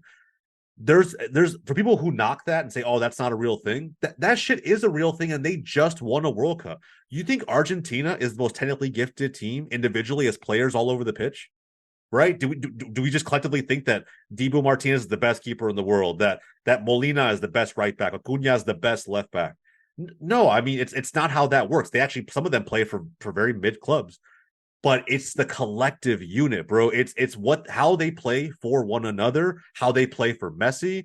They were so determined to do something for Messi and what could maybe be his final World Cup, that there's nothing that was going to beat that. And like, I thought the 2014 team understood what it meant to be an American player trying to seem worthy of a matchup against a European powerhouse. They just brought that level of a chip on their shoulder to every match, and in a way that I don't even know the 23 team could even copy or replicate. Yeah, exactly. But we'll go down quickly with this one. So yeah, Tim Howard, Matt Turner. I mean, I'm taking Tim Howard. Tim Howard, yeah. Next. Battle of left backs, DeMarcus Beasley or Jedi? This year's Jedi changes my mind entirely because he's not been good this year. Who do you got? I'm just curious. Man, this was definitely tough, older. Right? This is an older DeMarcus Beasley. This is like him going to he went to the Houston Dynamo immediately after this game, after this season. Because he was playing in Puebla at the time too. I mean, I'm definitely biased with Jedi.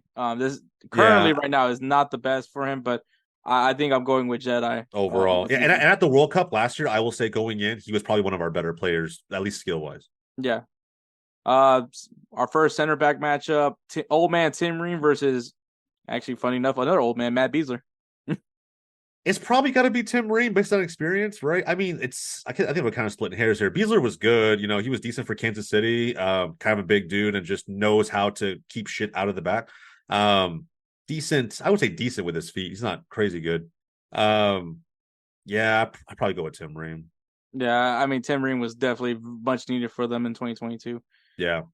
Omar Gonzalez or Walker Zimmerman? No, I'm sorry. Omar Gonzalez. I mean, I'll be honest, bro. Like, I know this is we fielded against Belgium for certain reasons. I personally would take John Brooks over either of those center backs in 2014. Yeah, I think it's probably got to be. I would definitely say young John Brooks definitely goes up there, but unfortunately, he was not in the starting lineup against. Yeah, Belgium. he wasn't, but I think he was because of yellow card something he picked up. Yeah, that's right. Yeah, I guess I don't like Walker as a center. I just don't like saying that. I don't like Walker as a center back that I have to pick. So you're taking Omar. Omar was a center back threat. Set piece threat. Like I do remember that. There was a time when I was like, oh crap, here comes a set piece, especially when he was with the Galaxy. I was like, Omar's gonna score this one. But yeah. So all right. So you got Omar for the sake of it. In my head, I'm pretending that we're putting John Brooks there. Go ahead. All right, that's fair. Oof, man, this is gonna be hard. So Gino Des or Fabian Johnson? Oof, hot take. I'm taking Fabs. Me personally, I think because he's more well-rounded. Jorginho, I'm sorry, bro, but until you figure out how to 1v1 defend, I love that he makes these montages for Instagram and like, you know, almost all of the highlights are attacking, which he's a right back. Yeah, he's got to figure out defending first. Yeah, I think Fabian Johnson literally gave you the best of both worlds. He's a true fullback to the definition of what a fullback's supposed to look like. All right, the sixth spot, Tyler Adams or Jeff Cameron? Oh, Jeff Cameron was playing in the Premier League at this time. Yep, Stoke City. Which is crazy to remember that they actually were in the Premier League. Yeah, I remember he was playing the Prem at this time. I think Tyler gives you more. I will say this. I'll pick Tyler for the sake of this list. However, I think Jeff Cameron would not have given up the missed man assignment that caused the first Netherlands goal. I think he would have picked that up. No, I agree. I as much as I love Jeff Cameron, especially because he started his career with the Dynamo, but I've been a big Tyler Adams speaker. I'm at this point, I'm a prophet of the Church of Tyler Adams. Get healthy, buddy. But I've liked him as a captain. I liked everything the man's done. I love that that pissed off Iranian guy couldn't get under his skin. So yeah, same. A lot of great wins there. All right. Michael Bradley or Weston McKennie? Man, because here's the thing, right? Like most people, and I would agree with them, I would put Bradley at a 6. To me, the way he was used, because we didn't have that many technical ballers on our team back in 2014, he wouldn't be used that way today. So it's kind of interesting, right? So I'm personally going to say Weston McKennie because I think he offers you more in that position, but it's unfair to Bradley because of what his natural position is. I agree with that, but I'm also taking the Texas boy. Yeah, fair. That's Dallas, dude. Hell yeah.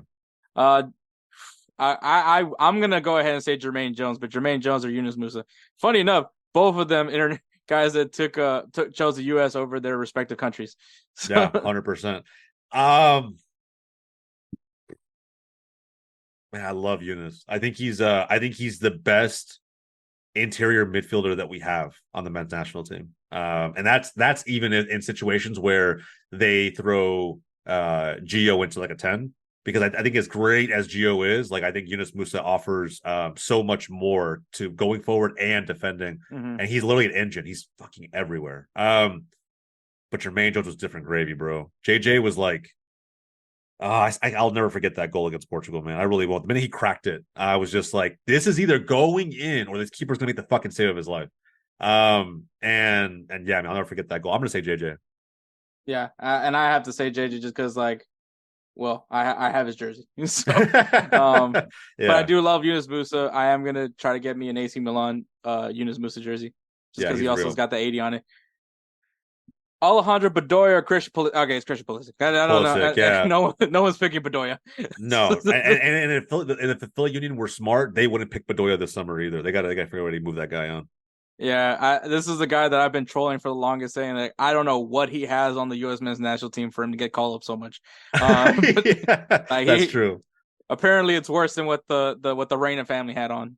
But Oh shit, yeah. I mean, seriously, he's getting it. Yeah, he even with the union, I say even with his own team, the guy is just I don't know. No GM should be choosing keeping an old head veteran who doesn't offer, in my opinion, that much value on the field unless he's given the halftime speech of his life every game. I don't know what he's really bringing to the table that you can't backfill with like strong youth talent. So hopefully they move on from him. yeah, exactly. Clint Dempsey, the you don't know me dog guy versus Jesus Ferreira, which I mean the ninth position during the 2022 World Cup was such a debacle. Yeah, seriously. I'll be honest, it's not even close. It's not even close. It's Clint Dempsey. Like it's clear. It's clear as day. So clear. It's so free. Honestly, all the nines that we had for that 20, I'm still mad that Pepe wasn't on there.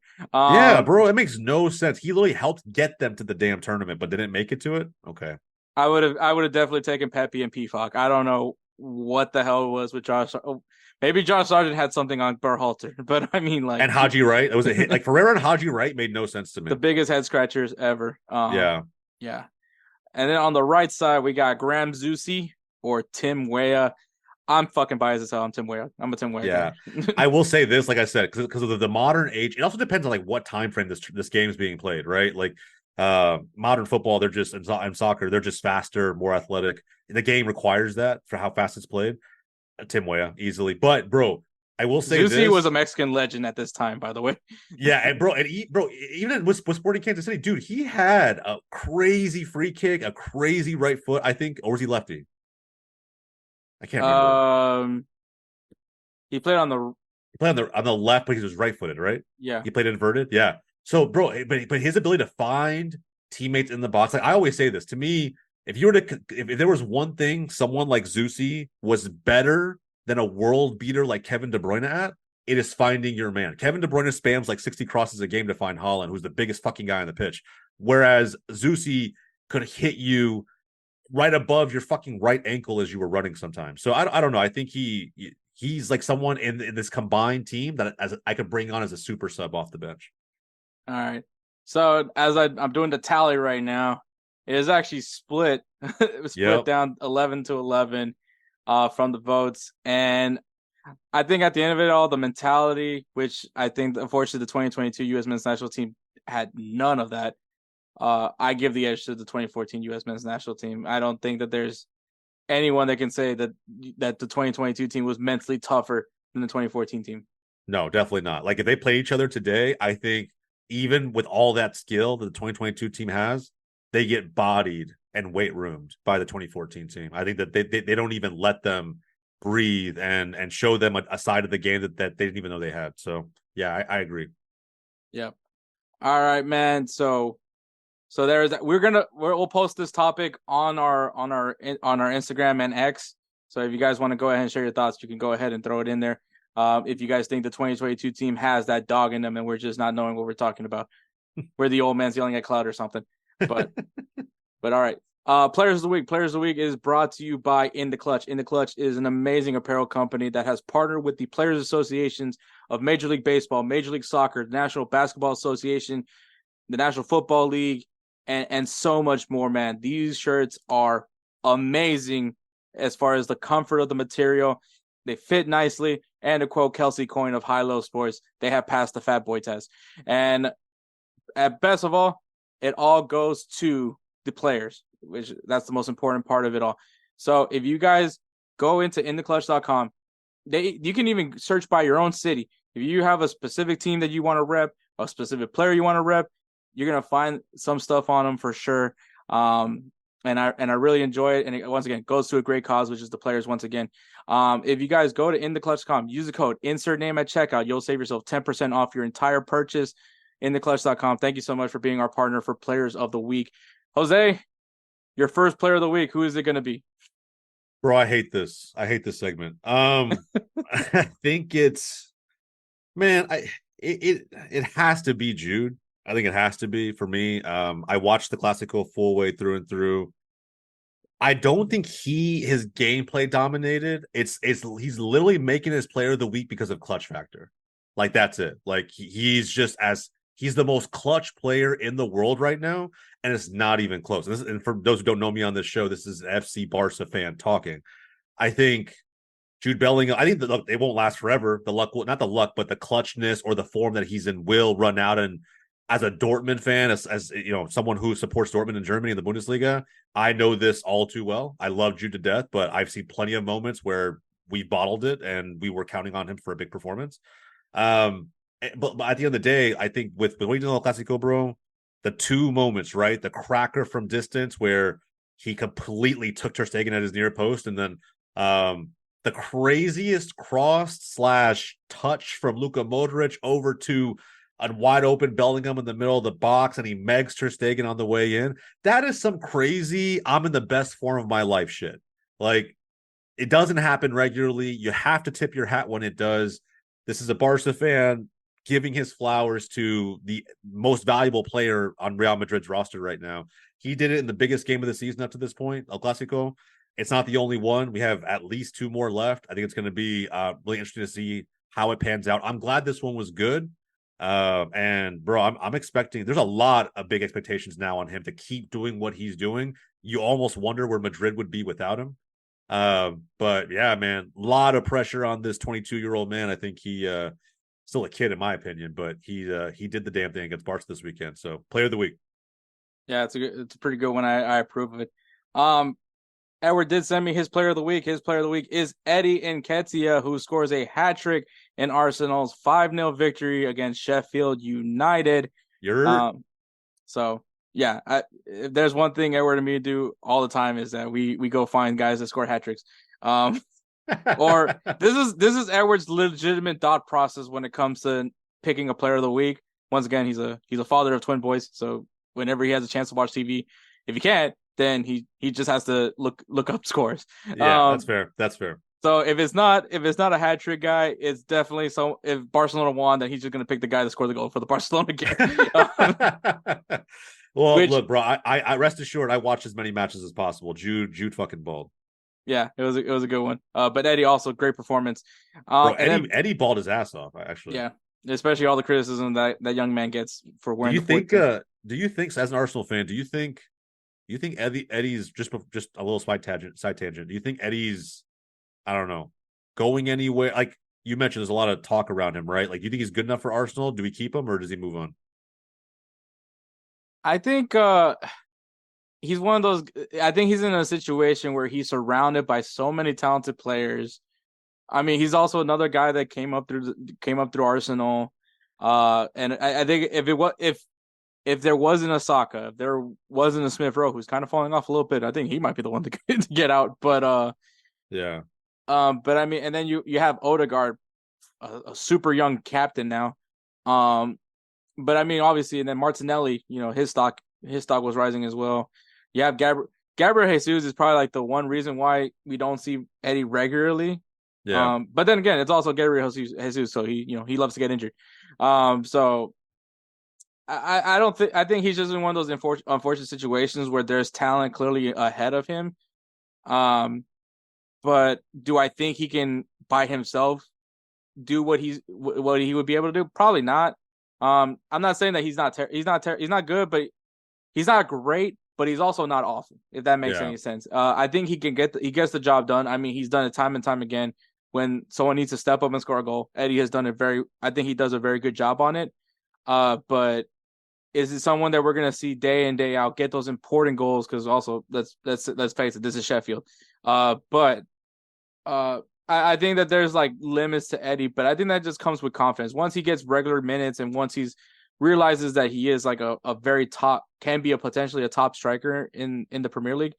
Mm-hmm. I think there's potential with him. I see something. There's a reason why Arteta keeps him around. But I think it's just he's in a situation where everybody's just world class around him.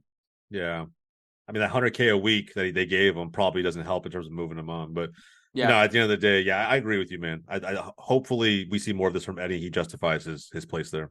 Yeah, for sure. All right, my player of the week is Chucky Lozano, who scores a hat trick in PSV's 5-2 shellacking of Ajax. The last player to score a hat trick against Ajax goes back to the year 2005. Wow. When the sidekick was not even invented yet. I was gonna try to flex the sidekick, but that just fell apart for me. Nobody knows what the sidekick is, bro. The Motorola Razr was around. The last player to do it was back in 2005, and the player was Mark Van Bommel. So yeah, I will say Chucky Lozano going back to PSV was a big head scratcher move for me. I thought that he would get that next step. I don't know I think people are just disrespecting Chucky Lozano. A lot of people think, "Oh, Hector, you're Salvadoran. You must hate Mexico." I don't.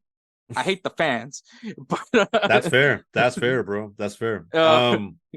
So I mean, what, you thought this move was too lateral or what? Or beneath him? I felt like this guy could play. I think Chucky should be playing in the Premier League. Yeah. Or definitely be. Edward keeps saying that this guy could be a Barca player. Which I don't disagree to. Yeah, I mean, he'd be a player 1,000%. He definitely wouldn't start, but I think he could definitely be someone that comes off the bench and helps the team in a really big way. But in terms of just playing in a big league, big team, 100%, bro. Yeah, I thought the rumors of him going to LAFC, I was like, I want him in the MLS. I would love to see him in the MLS, but he's got so much ahead of him. I'm always glad that Chucky was able to be one of those few Mexican players that can actually break through from Liga MX and not worry about the threats that the Liga MX teams are giving them. But clearly his career has panned out. He was amazing at PSV his first stint, got the move to Napoli, brings Napoli a championship, and I mean now he's back to PSV and he just brought them I mean, it's not an upset because Ajax is god awful, but I don't know what the hell happened with Ajax. But PSV, bro, they're so down bad. It's crazy.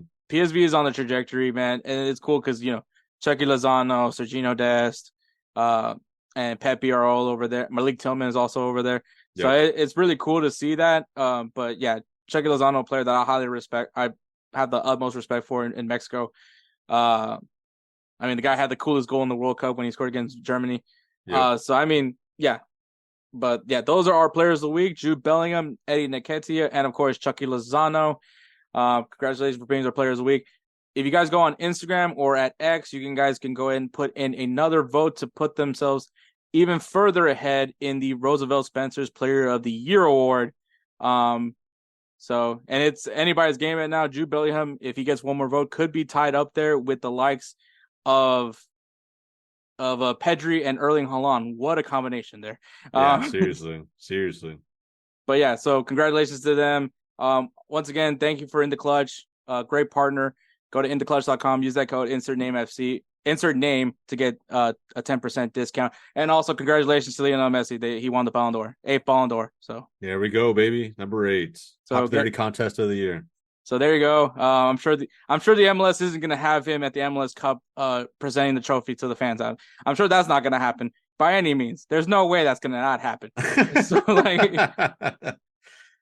they call it the Lionel Messi.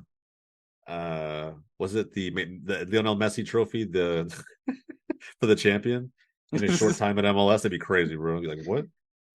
Look what Messi did. Yeah, hell yeah. All right, guys. You guys know there's another great slate of games coming up this weekend.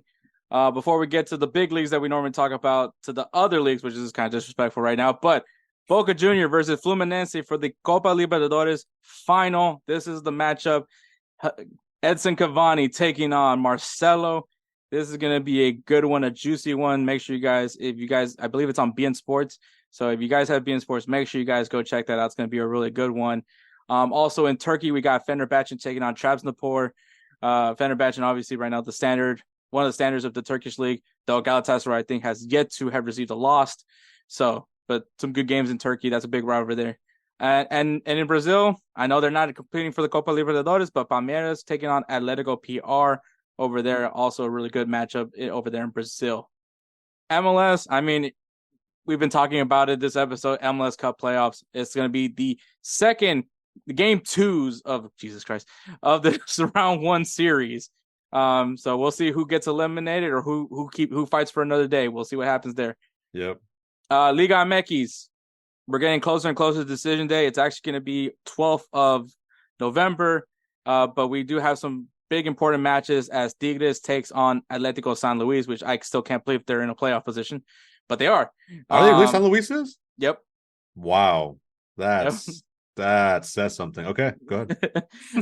And then Santos Laguna taking on My Toluca, who I'm sure is not going to choke away anything this year like they always.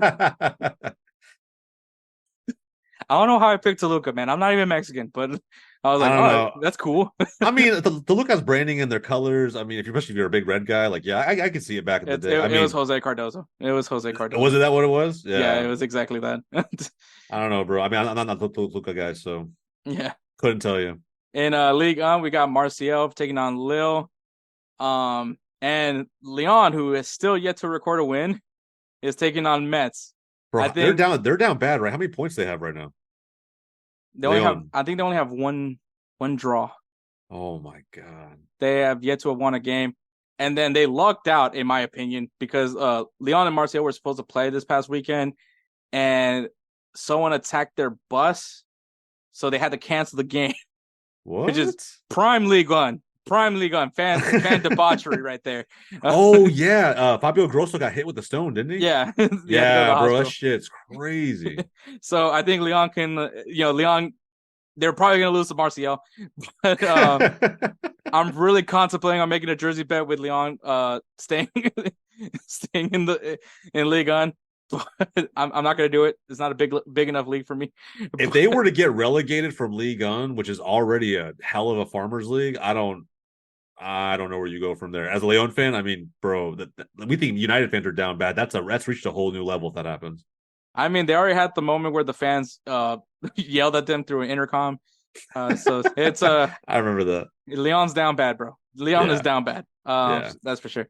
In the Bundesliga, we got Borussia Dortmund taking on Bayern Munich.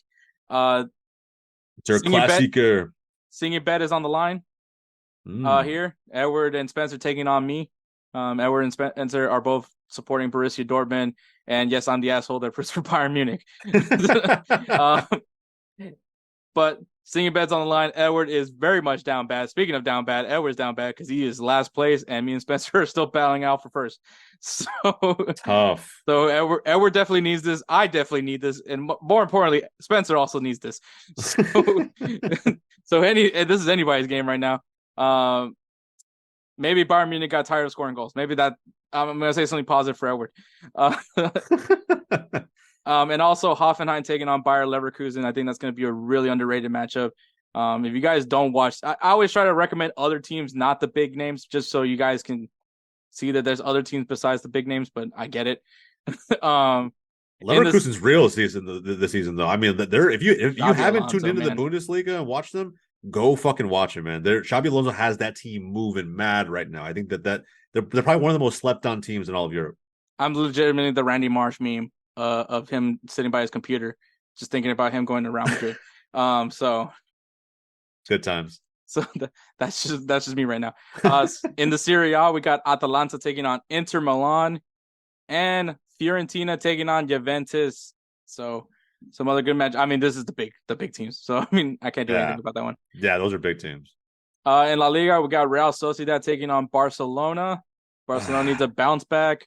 Real Sociedad, I think Kubo's gone, is still out. So there's still a good team. Still a good team. And I think that, they give us shit every year, and gives us a struggle every year. I mean, you'll usually win, but it's not without like a ton of fucking fight. So big game. Sure.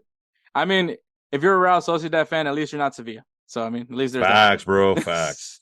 And then Osasuna taking on Girona. If you guys don't remember, Girona at one point was leading the La Liga at one point. Obviously, Real Madrid ruined that for them.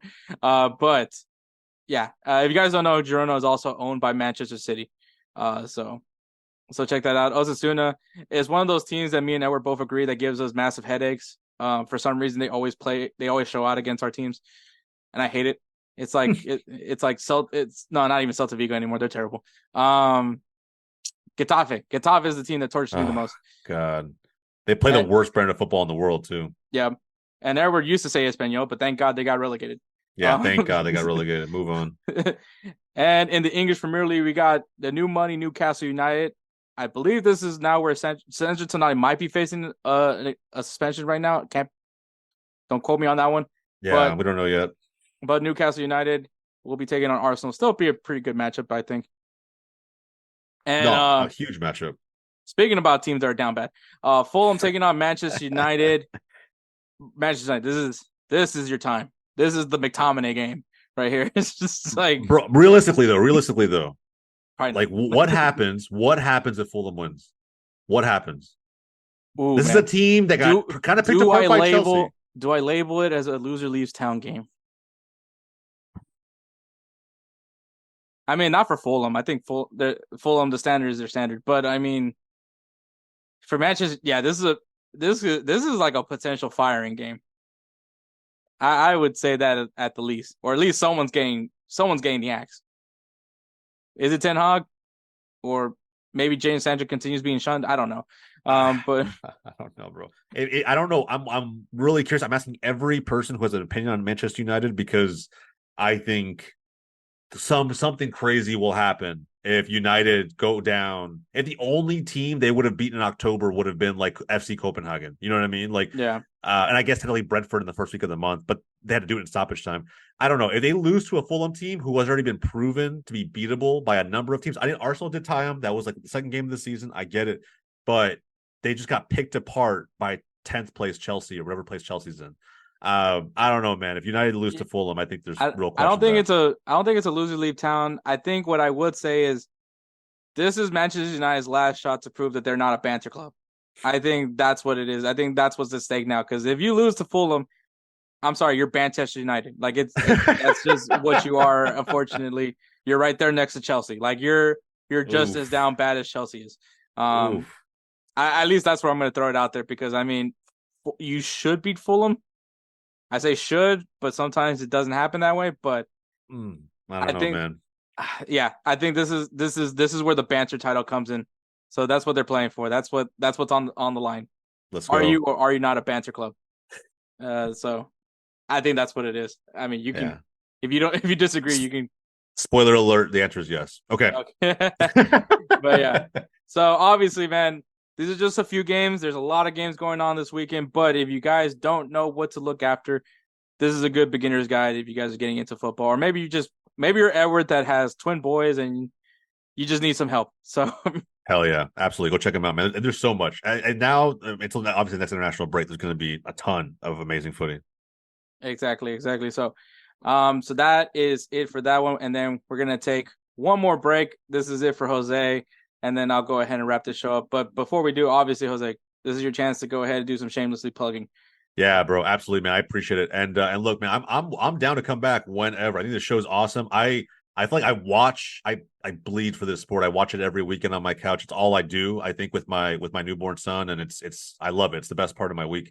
But I never really get a time to give my opinions, right? So like I think, you know, the way you guys do this show, I love it. I'm always down to come back. But as far as like the shout out, man, thank you for anybody who supports not just InsertName FC, but specifically Golz TV.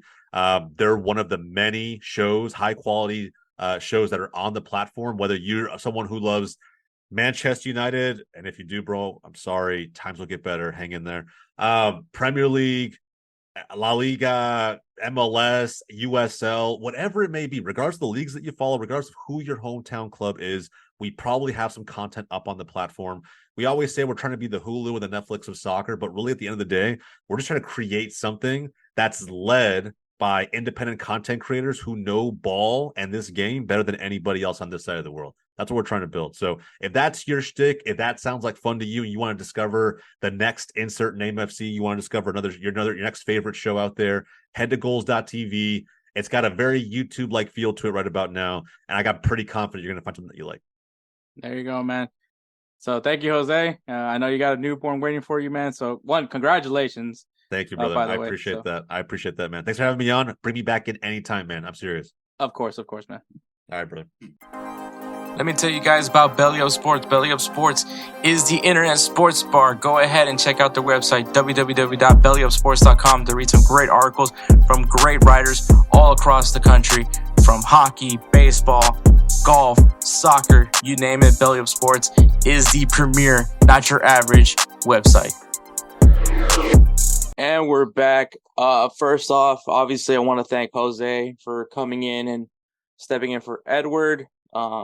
You know, like I said, when it comes to these end of the month periods Edward just isn't available to come in, and his schedule is pretty hectic as it is. Like I've said it plenty of times before, being that he's a single father of twin boys. So Mondays are literally days that he's only able to record, which is why we only record our episodes on Monday. If people kind of wonder what's our logic behind why we drop episodes on Fridays when we record on Mondays. But yeah, so first of all, obviously, thank you to Jose for coming in and stepping in. I think really awesome just person to talk to. Obviously likes to talk ball and brings a different perspective. And so it was really fun. It was a great, honestly, really good show from just having someone come in and step in like that. So definitely we're going to try to see if we can have more episodes where Jose's in it. Maybe even have him and Kelsey come on a few times together, because Kelsey is definitely another person that we like having on the show. Definitely going to try to get Kelsey back on at some point when he's available. But my closing thought,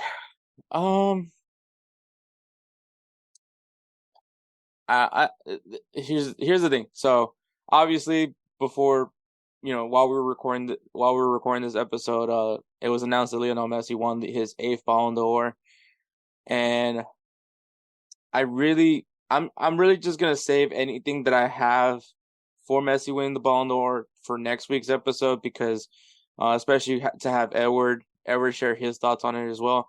And I mean, it's not like I'm against it. I think respectively so, Messi does deserve to have this Ballon d'Or, but at least the logic is there. I mean, obviously, you guys know that. Once again, I'm not gonna get into deep with that one, because obviously, like I said, that's gonna be a topic for next episode. So I'm not gonna address that right now. But you know what? I will say, my closing thoughts will be about the Ballon d'Or. Not necessarily about Messi winning the Ballon d'Or, but just the Ballon d'Or. I think in general, just any award that is opinion based, because I'll argue sometimes that maybe it's not always the best player that wins the best player award. I mean, if you go back to 2020, Robert Lewandowski should have gotten that award. I know Ballon d'Or ended up canceling that year. But obviously, Robert Lewandowski had a really good year in 2020. And then 2021, okay, Robert Lewandowski didn't have as good of a year, but he did still have a pretty good year nonetheless. But obviously, Messi ended up winning that one. But I'm just going to say in general, things that like involve a media vote, it's really difficult to really justified, if that makes any sense. Like, I'm not sitting here and telling you, kind of similar to here in the US where we have the Hall of Fame. The Hall of Fame for the NBA, NFL, MLB, like whatever you want to, wherever Hall of Fame you want to think of. It's an interesting place as well, because I feel that maybe some people will think, especially of the people that are available, that are not available, that are qualified to be nominated for the Hall of Fame. When you look at some of these lists, you think of, yeah, man, that guy's got to be in the Hall of Fame. The guy's clearly in the Hall of Fame. And then you have to remember who selects the Hall of Famers. And there is a correlation between this and the Ballon d'Or, but I'm gonna stick to things specifically voted on by media. And I know a lot of people criticize media for the fact that most of them never played and don't really understand all that comes into playing a game, or especially at a professional level. And I think kind of going into talking about like the Hall of Fames for here in the US when it comes to NFL, MLB, or NBA, it's hard. It's very frustrating, especially when, for instance, Barry Bonds, I think everyone across America will all agree Barry Bonds is in fact a Hall of Famer. He's one of the greatest hitters of all time. One of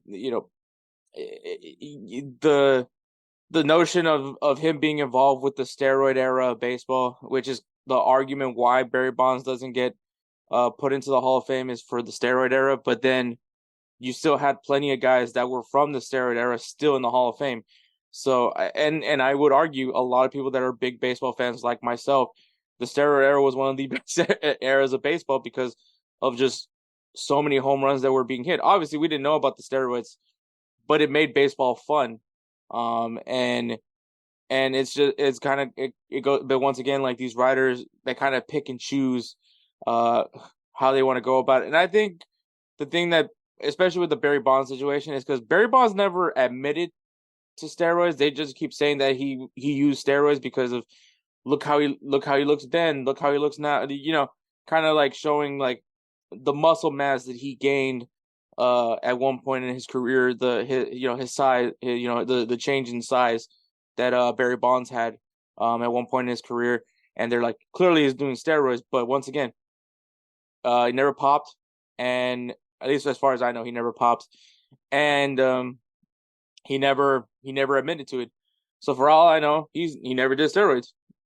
At least that's my thought. But it kind of once again goes back to like the writers. But it's just weird how like writers that have never played the game have such control on something as iconic as a Hall of Fame, and kind of going with the NFL, like Terrell Owens.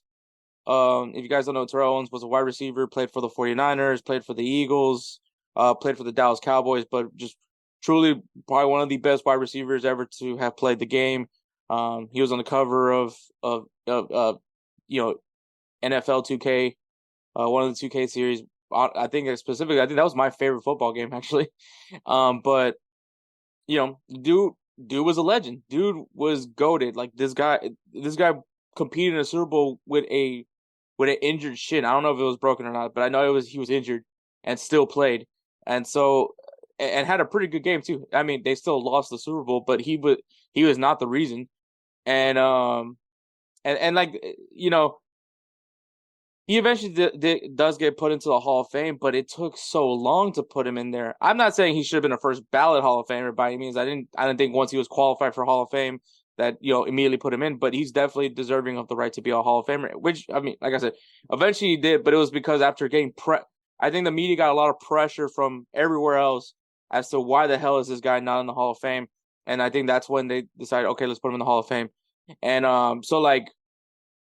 I think for me, it's just that one of those things that like it's really bizarre to me, especially when we're talking about Hall of Fame, that the media has a say on who this. And I think that there's certain media people that do deserve to have a vote in it, but I think that, in my opinion, the Hall of Fame should be voted amongst Hall of Famers, because I mean, who better to tell who's worthy of being in the Hall of Fame than someone that has played the game and clearly has played it at the highest level possible to be noticed as a Hall of Famer.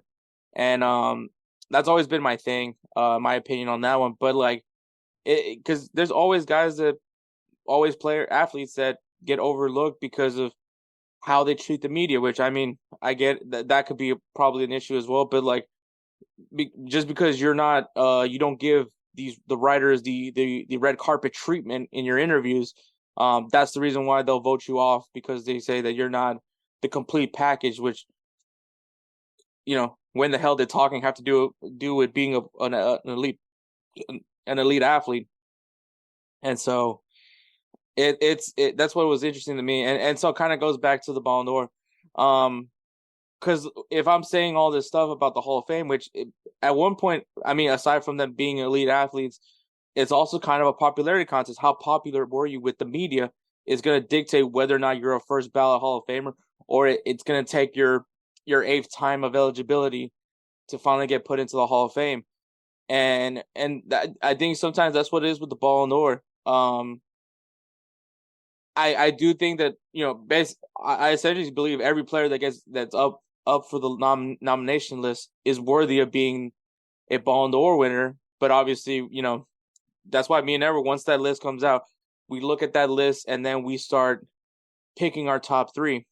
And we don't, obviously, and we go by the logic of it, because the Ballon d'Or, at least now that it goes by the season, not by the year, but by the season, it goes off of how you did in club. And I understand like the logic, the argument versus Messi, because of, maybe he didn't have exactly the best season with PSG, but nonetheless, he was still in the World Cup. and I don't think his numbers from PSG hurt him too much. That's as far as I'm going to go with my opinion on Messi getting the Ballon d'Or. But there is a popularity contest, and I go back to 2021 when Messi was that 20. Yeah, I think it was 2021 because Benzema won 20. Yeah, Benzema won in 2022. I don't know if necessarily Messi had the better year. I would have to look back at that year, but obviously the French and it's the French media that votes for this. It's not. I won't narrow it down to French media, but I'll just say it's something that the media votes again for. And obviously Messi being the front runner for the most Ballon d'Ors, it's definitely a topic of conversation. But yeah, I think the thing with me is just that me and Edward were surprised. We go off of what happened that year, how they performed that year, and sometimes we also mention I wouldn't be surprised if this person does it. And I think me and Edward were both on that same bandwagon when it came to Messi, where we were like, it's probably going to be Messi, it's most likely going to be Messi. But it was because of the fact that the World Cup was such a big factor, But anyways, like I said, we'll talk about that next episode. But I just gotta say, like anything that involves like media voting, or it's gonna be viewed as a popularity contest. And this isn't sanctioned by FIFA. I want that to be clarified. This isn't a FIFA award. We obviously do have the FIFA Player of the Year award that doesn't get of higher notice as the Ballon d'Or does. But I think that probably should trump the Ballon d'Or, because you're talking about the FIFA Player of the Year, the best player in FIFA in the entire federation of the game. But I think it's just the prestige that has now come. All the names that have ever won the Ballon d'Or is the reason why. But I just gotta say, man, I think it's always gonna be opinion based. When something's opinion based, it's always not going to end well. Just in general, that's not just saying specifically towards sports in general. Anything that is opinion based. Something as simple as the TikTok videos I do when I do a blind top 10. People are gonna get mad because I put someone at the bottom at some number that they felt that they should be higher, and it's just like it's a blind top 10. I literally don't know who's coming up.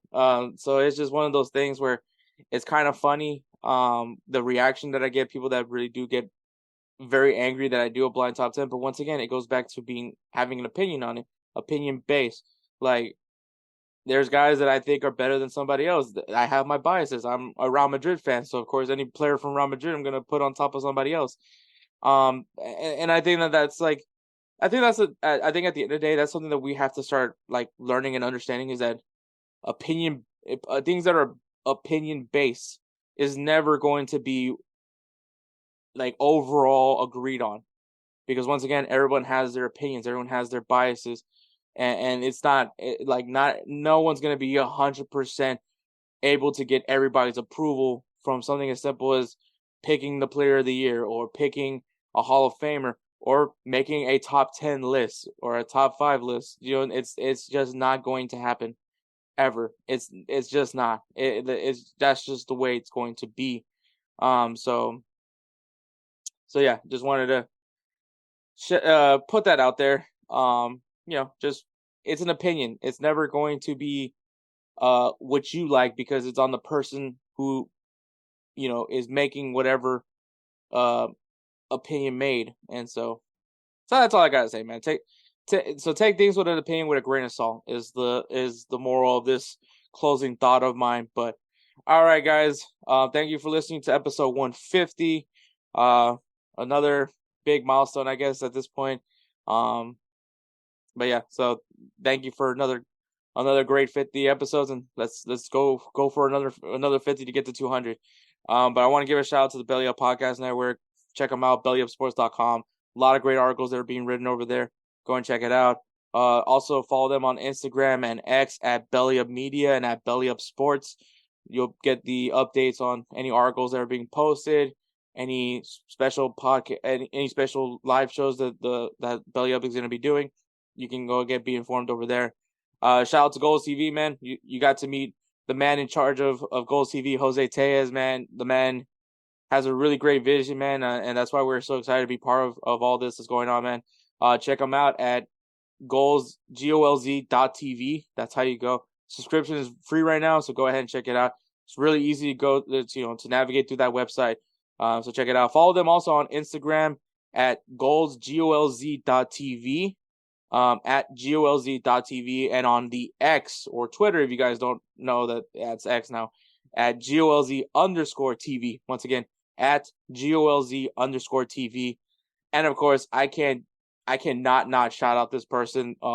If you guys listen to the intros and outros of our episodes, if you guys hear us perform our singing beds, it's because of this guy. This guy goes above and beyond for me and Edward, and we thank him so much, man. Right now, obviously, his life's gotten a lot busier. Now moving to Seattle, that's why I kind of took over as to edit these episodes.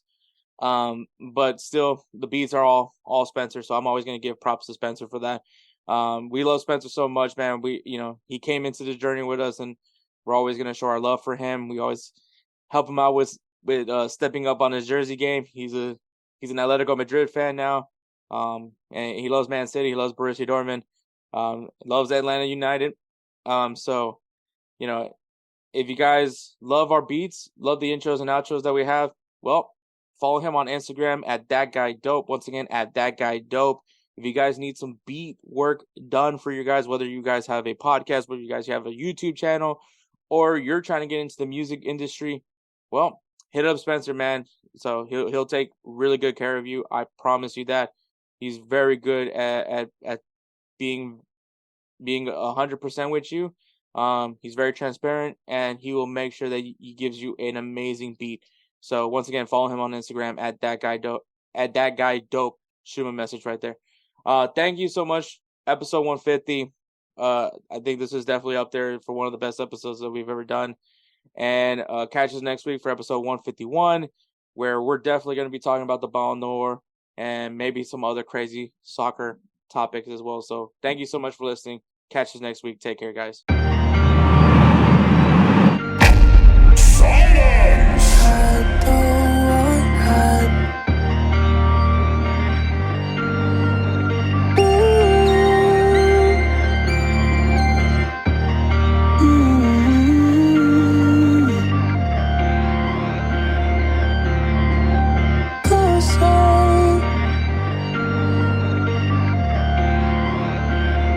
Who is that guy?